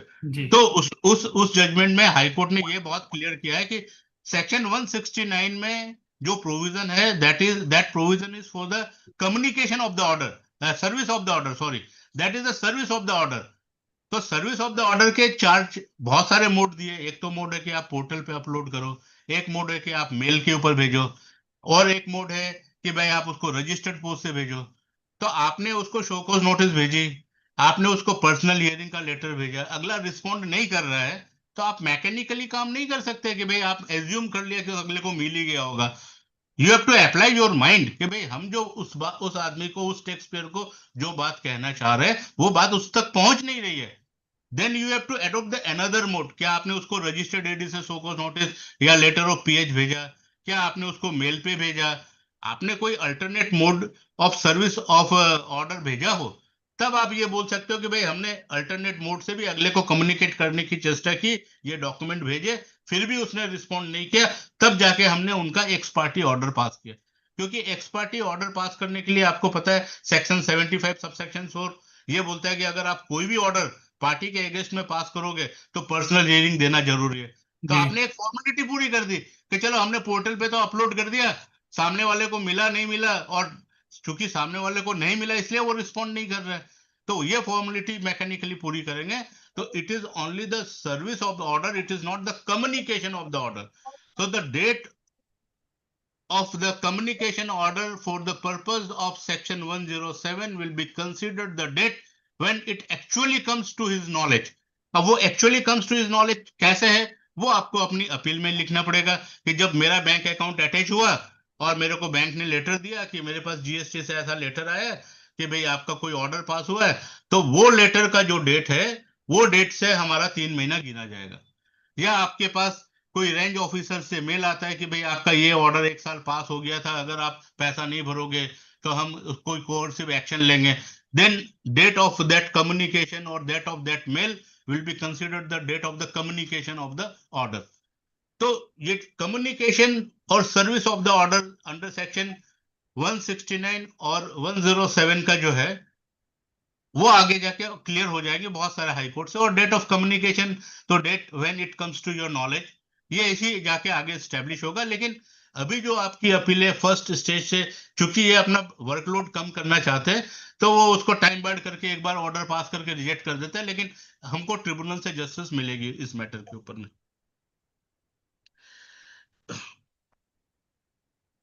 तो एक जो दूसरा इशू है जो अब आने वाले समय में काफी आएगा, वो है revision of order and review of order. जो भी कोई ऑर्डर ड्रॉप का डिपार्टमेंट पास करता है तो उसको अपील करने का पावर सबसेक्शन 2 ऑफ सेक्शन 107 में रेवेन्यू अथॉरिटी के पास है। उसको बोलते हैं अपील ऑफ द ऑर्डर। ये सबसेक्शन 2 सब सेक्शन 107 में जो पावर है वो उसको 6 महीने के अंदर अपील फाइल करने की रहती है कि अगर कोई भी ऑर्डर टैक्स पेयर के फेवर में पास हुआ, उस ऑर्डर को अगर डिपार्टमेंट को चैलेंज करना है तो 6 महीने के अंदर उसको चैलेंज करना है टू फर्स्ट अपीलेट अथॉरिटी। और इसी तरह के प्रोविजंस आपके सेंट्रल एक्साइज में, कस्टम्स में भी हैं। और अगर फर्स्ट अपीलेट अथॉरिटी के भी कोई ऑर्डर पास होते हैं तो उसको भी रिवीजन और रिव्यू करने का जो पावर है ट्रिब्यूनल में वो भी है। लेकिन आज की तारीख में कस्टम्स में जो फर्स्ट अपीलेट अथॉरिटी के ऑर्डर है उसको अपील करने के लिए 2 चीफ कमिश्नर का एक कमिटी होना चाहिए। वो डिसाइड करेगा कि ये ऑर्डर जो है वो लीगली सही नहीं है, then he will appoint any officer कि आप इसके सामने अपील फाइल करो। तो इस तरह का प्रोविजन जीएसटी के एक्ट में भी है, लेकिन अभी चूंकि ट्रिब्यूनल में इस तरह ट्रिब्यूनल बनी नहीं है तो इस तरह के मैटर नहीं गए। लेकिन सेक्शन 107 सब सेक्शन 2 में अपील फाइल करने का पावर है और पैरेलली रिवीजन ऑफ ऑर्डर का पावर 108 में है। तो 108 में जो रिवीजन ऑफ ऑर्डर है ना, ये प्रोविजन कस्टम्स एक्ट में नहीं है। उसमें खाली अपील करने का ही पावर है कि अगर कोई भी ऑर्डर एडजुडिकेटिंग अथॉरिटी डिपार्टमेंट के अगेंस्ट में फाइल करता है और पास करता है और डिपार्टमेंट को ऐसा लगता है if he is aggrieved by that portion of the order or by that order, then he can challenge the order before the higher forum within a time. लेकिन जीएसटी एक्ट में रिवीजन का एक order power दिए गए section 108 में, और उसमें 3 साल तक का पावर है रिव्यू करने का कि आप उस ऑर्डर को रिव्यू कर सकता है हायर अथॉरिटी। तो इसमें किस तरह से इस पावर को मिसयूज हो रहा है, मैं अपने एक केस में कहता हूं कि मेरे एक केस में एक ऑफिसर ने एक्स पार्टी ऑर्डर पास कर दिया पार्टी के अगेंस्ट में, उसने कोई पर्सनल हियरिंग दी नहीं। अब हमने उस ऑर्डर को हाई कोर्ट में चैलेंज कर दिया कि भाई ये ऑर्डर हमारे अगेंस्ट में पास किया गया और उसमें आपने पर्सनल हियरिंग दी नहीं, सब सेक्शन 4 ऑफ सेक्शन 75 का वायलेशन हुआ है, तो इसको सेट असाइड किया जाए। अब जब डिपार्टमेंट को पता चला कि हाँ उसके ऑफिसर ने तो मिस्टेक कर दी, या तो ऑर्डर को सेट असाइड कर देगा हाई कोर्ट, तो उन्होंने एक बैकडोर एंट्री कर दी कि चलो सेक्शन 108 में हम उस ऑर्डर को रिव्यू कर देते कि हमारे ये ऑफिसर ने गलत ऑर्डर पास किया है, और वापस से हम उस मैटर को सो कॉज नोटिस के स्टेज में जिंदा कर देते। यानी कि 6 महीने का जो टाइम उसको अपील करने का था वो निकल गया। तब उसको पता चला कि हमारे ऑफिसर ने गलत ऑर्डर पास किया। तो क्या सेक्शन 108 में वो जो रिव्यू कर रहा है on the direction of the high court वो लीगली वैलिड है? तो ये सारे इश्यूज आगे चलेंगे। और ये 108 के जो प्रोविजन जीएसटी एक्ट में आए हैं, ये प्रोविजंस पहले थे नहीं, तो इसका रिपरकेशंस और इसका आगे जाके क्या कंक्लूजन हाई कोर्ट से आएगा, द टाइम विल टेल।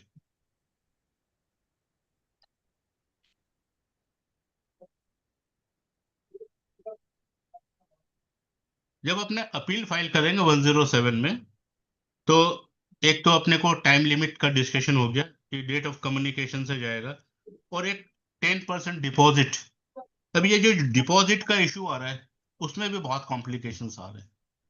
बहुत बार क्या होता है कि जिस फाइनेंशियल ईयर में हमारे यहाँ कोई भी सर्च एंड सर्वे हुआ, सपोज करिए मैंने आईजीएसटी में कोई चालान भर दिया, अब वो मैटर जब शो कॉज नोटिस में कन्वर्ट हुआ तो उसने ऑफिसर ने सी और एस मांगा हमसे कि भाई आपको तो ये शो कॉज नोटिस में सी और एस का डिमांड, लेकिन मैंने आईजीएसटी का चालान भर के रखा है। या तो जिस समय ऑफिसर आया था उसने आईजीएसटी, क्योंकि जब रेड होती है तब कोई भी बिजनेसमैन ये चाहता है कि भाई जल्दी से जल्दी अपने को इस आदमी को विदा करो अपने प्रीमाइसेस से। चलो डिपॉजिट करना है, किसमें करना है, वो अपने अकाउंटेंट को बोलता है भाई तू इसमें इतना डिपॉजिट करवा दे, DRC 03 निकाल के दे दे, मैं साहब को देता हूं ताकि ये यहां से जाए।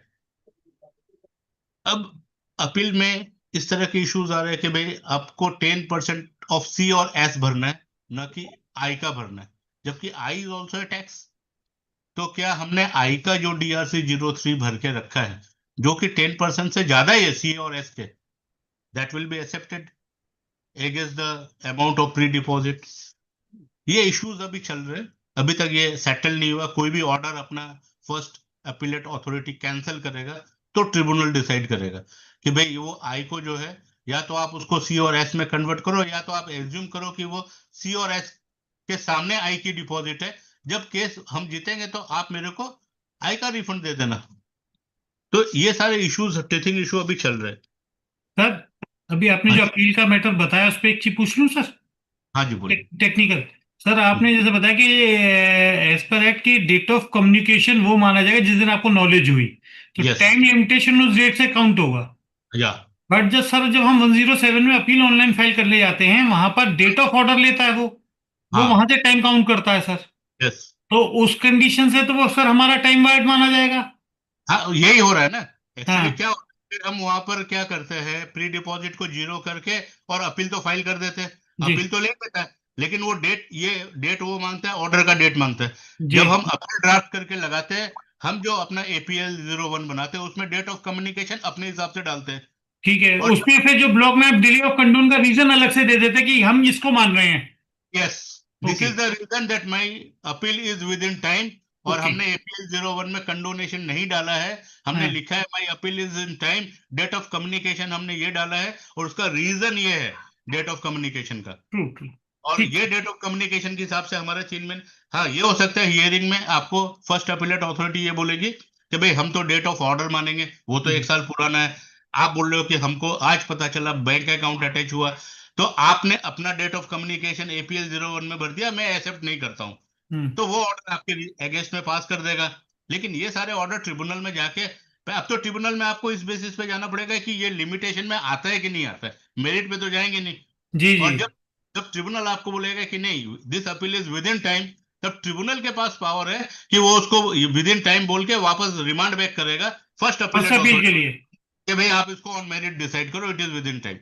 ओके, यानी कंसीडर ट्रिब्यूनल में हम जा सकते हैं इस ग्राउंड पर, यहाँ से तो रिजेक्ट होगी सर फर्स्ट अपील।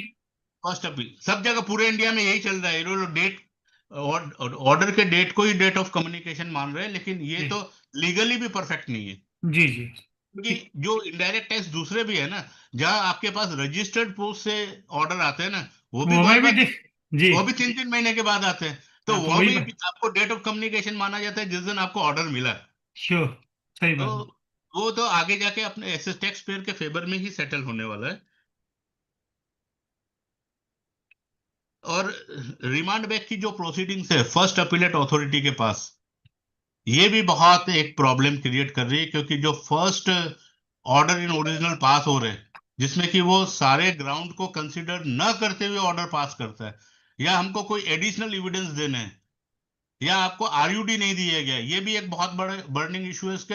ये लोग RUD देते ही नहीं है शो कॉज नोटिस के साथ, जबकि लॉ ये कहता है कि आपको शो कॉज नोटिस के साथ ही रिलेड अपॉन डॉक्यूमेंट देने हैं कि आपने कौन से डॉक्यूमेंट के बेसिस पे एलिगेशन शो कॉज नोटिस में लगाए। और जब आपको RUD मिलते नहीं, एक्स पार्टी ऑर्डर पास हो जाते हैं, आप फर्स्ट अपीलेट अथॉरिटी के पास जाते हो, फर्स्ट अपीलेट अथॉरिटी बोलती है RUD देने का काम तो मेरा है ही नहीं, वो तो एडजुडिकेटिंग अथॉरिटी का है। तो जब तक वो आपको RUD नहीं देते हैं तब तक आप उसके पास लिटिगेट कर सकते हो कि आप डायरेक्शन दीजिए एडजुडिकेटिंग अथॉरिटी को कि वो मेरे को RUD सप्लाई करे, और RUD आने के बाद I have a liberty in the law to take any additional ground on the basis of the RUD supplied to me now because you are saying that you have no power to remand back the matter. Otherwise, you remand back the matter with the direction to provide the RUD. Then I will fight my case at the lower authority. तो adjudicating authority के पास जाएंगे, उसका order आएगा, फिर आप देखना appeal में. अगर आप बोलते हो अपील में मेरे पास पावर ही नहीं है रिमांड बैक करने का, then you supply me or you give the direction to the authority to supply me the RUD, and after receiving the RUD, I can take a new ground in my appeal on the basis of the RUD. तो ये सारे भी issues आ रहे हैं जो कि आगे tribunal में जाके ही ये पूरे होंगे. और अभी लास्ट ये है कि रिकवरी, तो रिकवरी का आपको पता ही है, रिकवरी अंदर सेक्शन 79 ये लोग कर रहे हैं. और सबसे जो इजीएस्ट फोरम है रिकवरी का वो है बैंक अकाउंट अटैच करने का, क्रेडिट ब्लॉक करने का. और आपका 1 साल होने के बाद जो लॉ के अंदर और काफी हाई कोर्ट के जजमेंट से सेटल लेके 1 साल के बाद आप उसको अनब्लॉक ऑटोमेटिक करेंगे without any request of the tax payer. तो ये तो रिक्वेस्ट के बाद भी अनब्लॉक नहीं कर रहे, और अनब्लॉक तो नहीं कर रहे, प्रॉब्लम तो ये भी आ रही है कि आपका क्रेडिट भी ब्लॉक है और आप अपील फाइल करने जाते हैं उस अमाउंट के सामने, तो बोलते हैं वो अमाउंट का जो डिमांड है उसका 10% भर के आओ. अगर आप ब्लॉक क्रेडिट को उस प्री डिपॉजिट के सामने एडजस्ट करना चाहते हैं तो भी आप अथॉरिटी एडजस्ट नहीं करने देती है, जो कि एक the extreme interpretation of the law against the tax payer हो गए. तो ये सारे पिटिशंस फाइल किए हुए हैं. और चूंकि लिटिगेशन इतना सस्ता नहीं है ना कि हर टैक्स पेयर जाए और हाई कोर्ट में पहुंच जाए और रिट पिटिशन फाइल कर दे, तो वो भी महंगा है. लेकिन लॉ इज वेरी क्लियर, उसका इम्प्लीमेंटेशन टैक्स पेयर जो अथॉरिटी है वो बहुत ही गलत तरीके से कर रही है. वो इस नजरिए से कर रही है कि जितने भी बिजनेसमैन है, जितने भी टैक्स पेयर है, सब टैक्स इवेड करते हैं. All are the evaders of the tax. किसी को भी रेस्पेक्ट नहीं देते ये मान के कि he is the tax payer, he page the tax, तो मेरे को सैलरी मिलती है. ये जो इनका माइंडसेट है ना, वो चेंज करना बहुत जरूरी है. सर एक क्वेश्चन आया था आज हमारी वेबिनार में, यदि किसी एक बंदे, एक हमारे ही साथी की एक अपील डिसअलाउ हो गई, फर्स्ट अपील, हाँ जी, उन्होंने 10% जमा करके, नहीं उनकी 10% करके अपील फाइल कर दी, रेस्ट ऑफ डिमांड स्टे हो जानी चाहिए as per act. Yes definitely. मगर उनका इलेक्ट्रिक क्रेडिट लेजर से निकाल लिया, बाकी का पैसा सेट ऑफ कर लिया. कर सकता है विभाग? देखिए लीगली तो नहीं कर सकता है इसको, 79 में तो नहीं कर सकता ना रिकवरी. जैसे ही आपने 10% भर दिया, सबसेक्शन 7 ऑफ सेक्शन 107 ये बोलता है कि rest of the recovery will be stay. जब लॉ के अंदर ही लिखा है कि वो स्टे हो जाएगा, तो वो आपका स्टे ही हो गया. फिर आप सब्सिक्वेंटली 1 रुपया भी नहीं निकाल सकते कहीं से भी. अभी किसी ने निकाल लिया, ऐसा नहीं है कि नहीं, अब इनके पास इनके सिस्टम में पावर दिया गया है कि वो निकाल सकते हैं और इन्होंने निकाल लिया. लॉ तो ये भी कहता है कि आपको 3 महीना के अंदर अपील फाइल करनी है और 1 महीना ग्रेस पीरियड है, 4 महीने. तब तक नहीं निकाल सकते 17 के नहीं हो सकती. तब तक आप नहीं निकाल सकते. लेकिन ये तो ऑर्डर पास करते हैं, 10 दिन के बाद जाके बैंक अकाउंट से पैसा निकाल लेते हैं. तो ये सब इलीगल एक्टिविटीज है. इस तरह की कोई भी इलीगल एक्टिविटीज को अपने हाई कोर्ट में चैलेंज कर सकते हैं, ऐसा नहीं है कि नहीं कर सकते. लेकिन सबका एक कॉस्ट है जो टैक्स पेयर बियर नहीं कर सकता. और इस तरह की कोई भी एक्टिविटीज होती है तो हाई कोर्ट भी अपने ऑर्डर में उनके ऊपर पेनल्टी इंपोज करते हैं कि भाई ये तो आपने लॉ के ऊपर से जाके क्यों नहीं, हायर अफसर से तो कंप्लेंट की जा सकती है ना इन चीजों की. करना ही चाहिए, इनको एसोसिएशन के थ्रू भी करना चाहिए, प्लस टैक्स पेयर खुद को भी करना चाहिए कि we cannot expect a officer to breach the provision of the law. As you are expecting me to, I should follow the law. Similarly, we are also expecting कि you should also follow करें. तो जहां तक recovery की बात है, तो अभी तो ये बैंक वाली चल रही है, लेकिन रिकवरी में इनके पास काफी पावर दिए गए कि अगर फाइनली कोई ऑर्डर पास हो गया, आपने अपील फाइल नहीं की, तो आपकी प्रॉपर्टी अटैच करके रिकवर कर सकते हैं.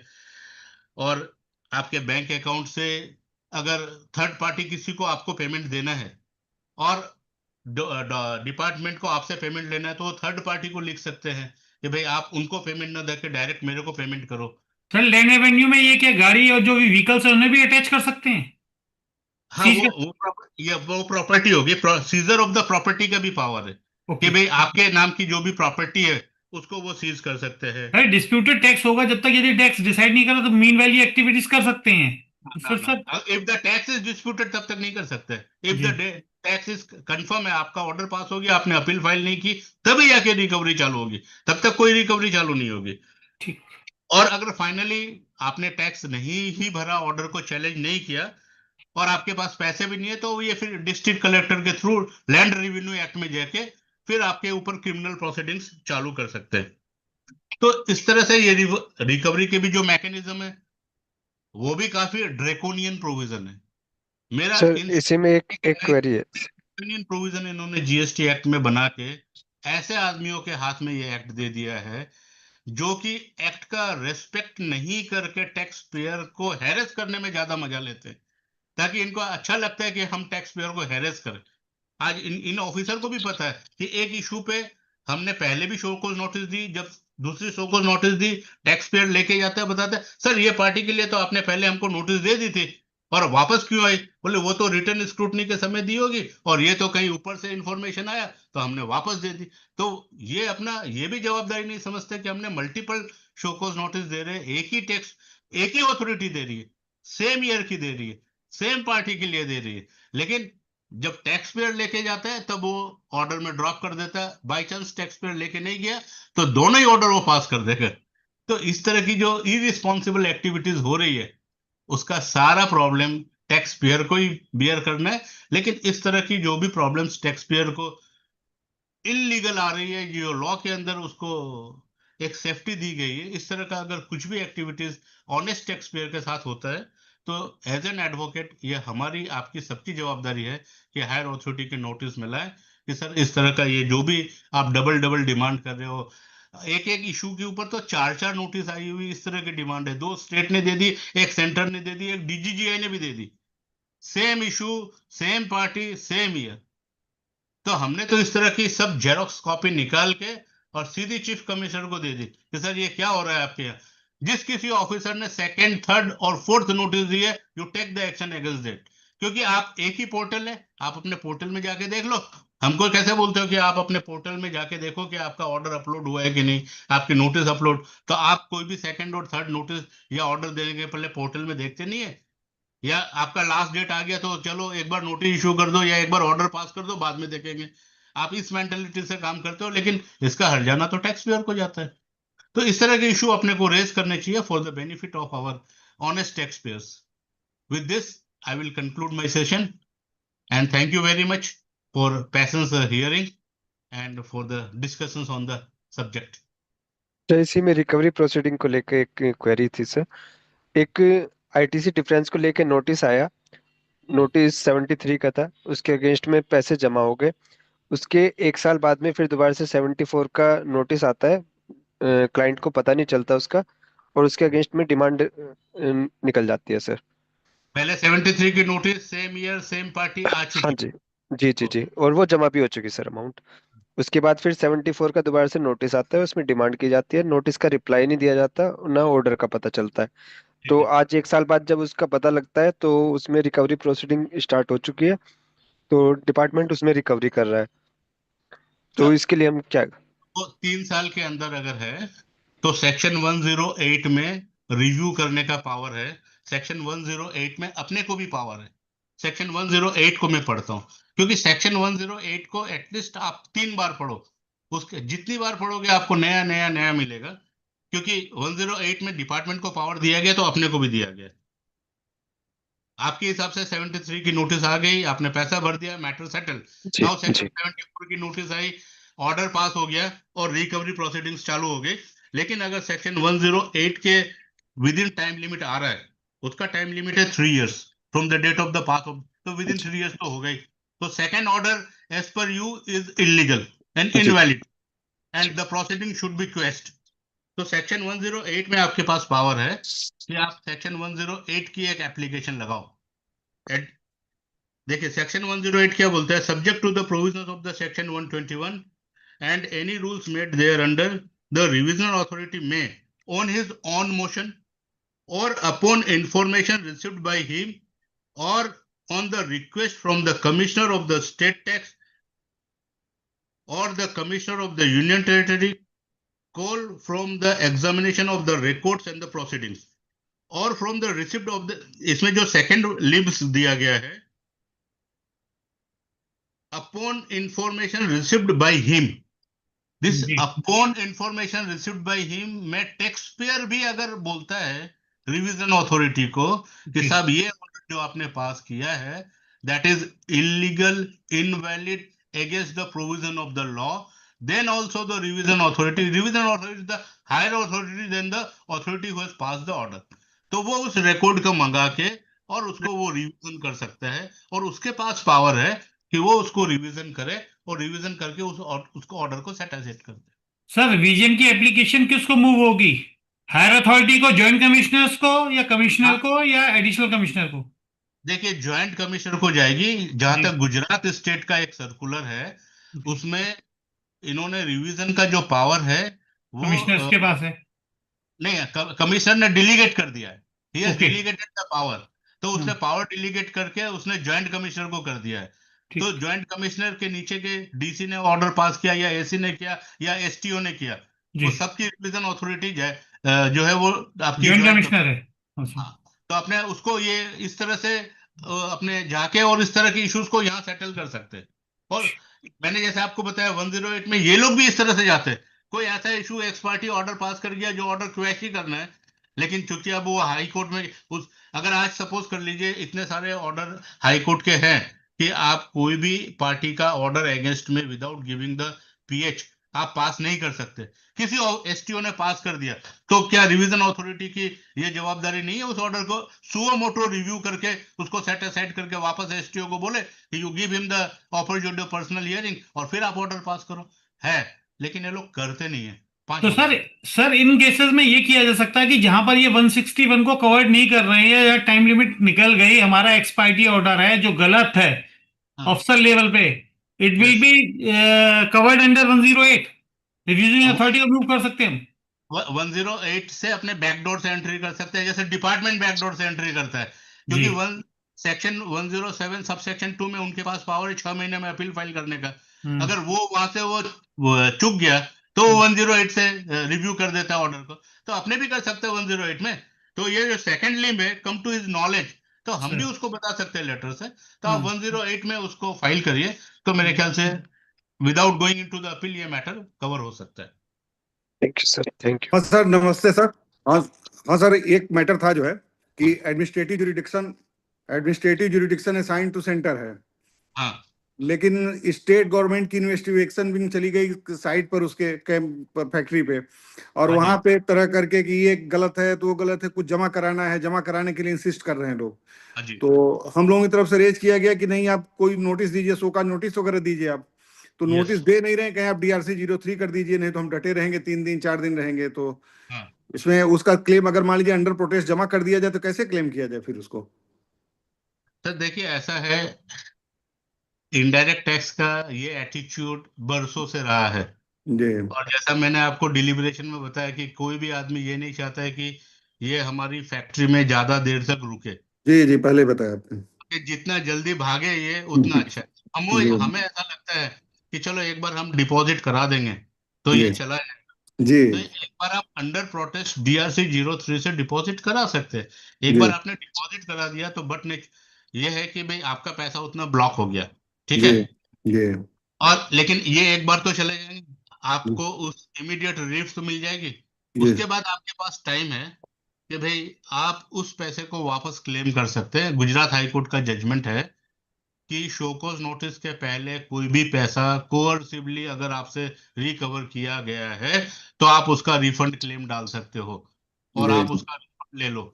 जब ठीक नोटिस आए वो एक सेपरेट एडजुडिकेशन होगा, उसका ऑर्डर आएगा, उसका प्री डिपॉजिट भरेंगे, that is a separate proceedings. जी आप एक बार पैसा भर के 2 महीने के बाद आपको ऐसा लगता है एवरीथिंग इज नॉर्मल, उस दिन आप उसका रिफंड क्लेम डाल दो, आप डाल ओके सर, सकते हो।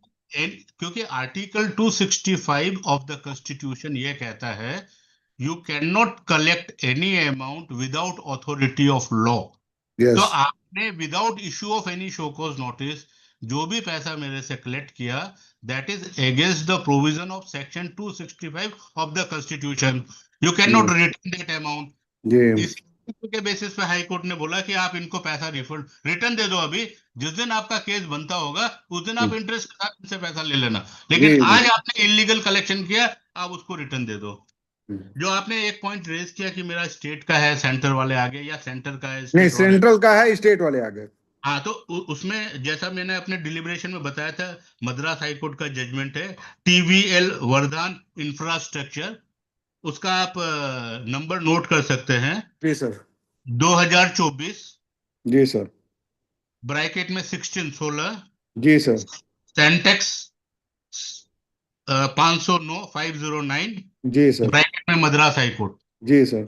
ये जो जजमेंट है मद्रास हाईकोर्ट का, बहुत लैंडमार्क जजमेंट है, जी और उसमें क्रॉस एम्पावरमेंट के हिसाब से ये जजमेंट है। और उसमें मद्रास हाईकोर्ट ने सारे सर्कुलर अभी तक, जब से ये GST आया, GSTN काउंसिल की मीटिंग में क्या डिस्कशन हुआ था, स्टेट क्या करेगा, सेंटर क्या करेगा, सबको कंसिडर करते हुए, इवन सेक्शन 6, जो सेक्शन 6 में हमेशा ये लोग बोलते हैं ना, नहीं मेरे पास भी पावर है, हम भी प्रॉपर ऑफिस, तो सेक्शन 6 को भी कंसिडर करते हुए ये कहा है कि सेक्शन 6 में ऐसा लिखा है कि जिस पावर को डिलीगेट करना है उसका नोटिफिकेशन इशू होगा। जी तो सेक्शन 6 में अभी तक जो नोटिफिकेशन इशू हुआ है वो खाली रिफंड का हुआ है, एडजुडिकेशन का नहीं हुआ है। तो जी एडजुडिकेशन का पावर अभी एक दूसरे को नहीं दिया गया, खाली रिफंड का पावर दिया गया। तो जी इस तरह का कोई भी है कि एडमिनिस्ट्रेटिव कंट्रोल सेंटर के पास है और स्टेट ने नोटिस दे दी, या स्टेट के पास है सेंटर ने दे दी, तो that is without any jurisdiction as per this judgment of high court. ठीक है, thank you sir, thank you sir, yes, thank you sir. Yes sir. Sir अब आपके साथ सामने से मैं विदाई लूं, बहुत अच्छा लगा आप लोगों से डिस्कशन करके। बहुत अच्छा नॉलेज दिया सर आपने, thank you very much sir. आपका जो हम सैल्यूट करते हैं, आपने बहुत अच्छा जो है सब बताया, सब पूरा हम लोग एकाग्र भाव से सुनते रहे, पूरी स्पीच आपकी जो। Thank Dinesh you very much. Shrivastava ji, आपकी कोई क्वेरी? दिनेश श्रीवास्तव जी, आपकी क्वेरी? चैट बॉक्स में आया क्या? ओके, क्योंकि आज सैटरडे तो हमारे सारे स्टाफ निकल गए अभी तक। सीए मुकुंद चौहान साहब, बहुत बहुत धन्यवाद, आपका बहुत अच्छा लगा, मैं भी रेगुलर सुनता रहता हूँ। अंकित जी, पृथ्वी जी से मैं कह दीजिए जी वोट ऑफ सर, थैंक्स को। जी सर। पृथ्वी सर, आज के वोट ऑफ थैंक्स सर के लिए। थैंक यू सर, धन्यवाद सभी आदरणीय मित्रों का। हमारे उपकाश के 305 सफल वेबिनार में सभी का स्वागत करते हैं। समापन की इस सुंदर सी बेला में हम हमारे आदरणीय, परम आदरणीय आज के मुख्य वक्ता मुकुंद चौहान जी सीए साहब के बारे में 2 लाइन कहना चाहेंगे। बनी सारी लय बांसुरी सी तेरी, बनी सारी लय बांसुरी सी तेरी, जहां हमारा संगीतमय हो गया। धन्यवाद उस बंसी वाले की जिसने गुरु मुकुंद चौहान जी से मिलाया और जीवन हमारा प्रकाशमय हो गया। वाह वाह वाह, thank you. Thank you sir, thank you very much. आज आपने हमें जो हमारे सभी मित्रों को जो ज्ञान दिया है, उस नॉलेज के लिए हम आप सभी आदरणीय मित्रों की ओर से, हमारे समस्त संगठन की ओर से आपका बहुत बहुत आभार करते हैं, बहुत बहुत धन्यवाद करते हैं। आपका बहुत बहुत आभार सर, थैंक यू। आपके लिए हम माता सरस्वती से प्रार्थना करते हैं, वो आप पर ऐसे ही कृपा बनाए रखे और आप हमारा यूं ही मार्गदर्शन करते रहें। Thank you thank you, sir, thank thank you you, very much. Thank you, thanks lot. समापन की बेला को पुनः आगे बढ़ाते हुए हमारे अजय अग्रवाल जी सर का भी बहुत बहुत आभार व्यक्त करना चाहेंगे। उनका भी बहुत बहुत आभार, धन्यवाद उनका। वो भी हमारे लिए बहुत ज्ञान की, इनकम टैक्स के लिए ज्ञान की चीजें लाकर हमारे सभी आदरणीय मित्रों का नॉलेज बढ़ाते हैं। धन्यवाद सर आपका। पुनः आगे बढ़ाते हुए कड़ी को हमारे टैक्स एजुकेशनल वेबिनार के चेयरमैन आदरणीय दीपक महेश्वरी जी का भी सभी मित्रों की ओर से बहुत बहुत आभार, उनका आभार व्यक्त करते हैं, उनको धन्यवाद करते हैं। थैंक यू सर, धन्यवाद आपका। साथ ही साथ हमारे को चेयरमैन दीपक जैन सर का भी बहुत बहुत सभी मित्रों की ओर से आभार व्यक्त करते हैं, उनका धन्यवाद। Thank you sir. इस सुंदर सी बेला की कड़ी को पुनः आगे बढ़ाते हुए हमारे आदरणीय अंकित गर्ग जी का भी सभी मित्रों की ओर से आभार व्यक्त करते हैं। Thank you sir, thank you Garg साहब, आपका बहुत बहुत आभार। पुनः आगे बढ़ाते हुए हमारे शैलेश विश्वकर्मा जी का भी सभी मित्रों की ओर से आभार व्यक्त करते हैं, उनको धन्यवाद करते हैं। Thank you sir. हमारे संजय भटनागर साहब का भी सभी मित्रों की ओर से बहुत बहुत धन्यवाद, आभार करते हैं सर आपका। Thank you very much. समापन की कड़ी को पुनः आगे बढ़ाते हुए हमारे परम आदरणीय हर्ष शर्मा जी, जो हमारे इस वेबिनार के जनक है और हम सभी के लिए यह ज्ञान की गंगा बहाते हुए कई वर्षों 305 वेबिनार का ये सेशन हमारे आदरणीय हर्ष शर्मा जी की ओर से प्रोवाइड हुआ है और हम सभी इसमें ज्ञान की गंगा में स्नान कर रहे हैं। हम सभी आदरणीय मित्रों की ओर से उनका बहुत बहुत आभार व्यक्त करते हैं। Thank you sir, thank you very much.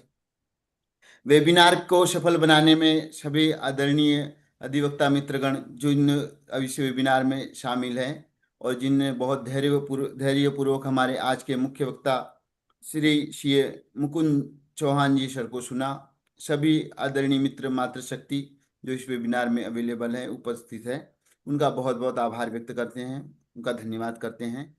समापन की एंडिंग बेला है सर। सभी आदरणीय मित्रों से अब हम गुजारिश करते हैं कृपया अपने स्थान पर राष्ट्रगान के लिए खड़े हो जाएं। राष्ट्रगान। जन गण मन अधिनायक जय हे भारत भाग्य विधाता। पंजाब सिंध गुजरात मराठा द्राविण उत्कल बंगा। विंध्य हिमाचल यमुना गंगा उच्छल जलधि तरंगा। तब शुभ नामे जागे तब शुभ आशीष मांगे। गाये तब जय गाथा जन गण मंगलदायक जय हे भारत भाग्य विधाता। जय हे जय हे जय हे जय जय जय जय हे। भारत माता की जय। Thank you sir, thank you very much. धन्यवाद पृथ्वी सर का भी। सर सबको धन्यवाद करते हैं, सर का भी तो धन्यवाद बनता है। थैंक यू सर, आभार आपका। Thank you sir, next week फिर मिलेंगे।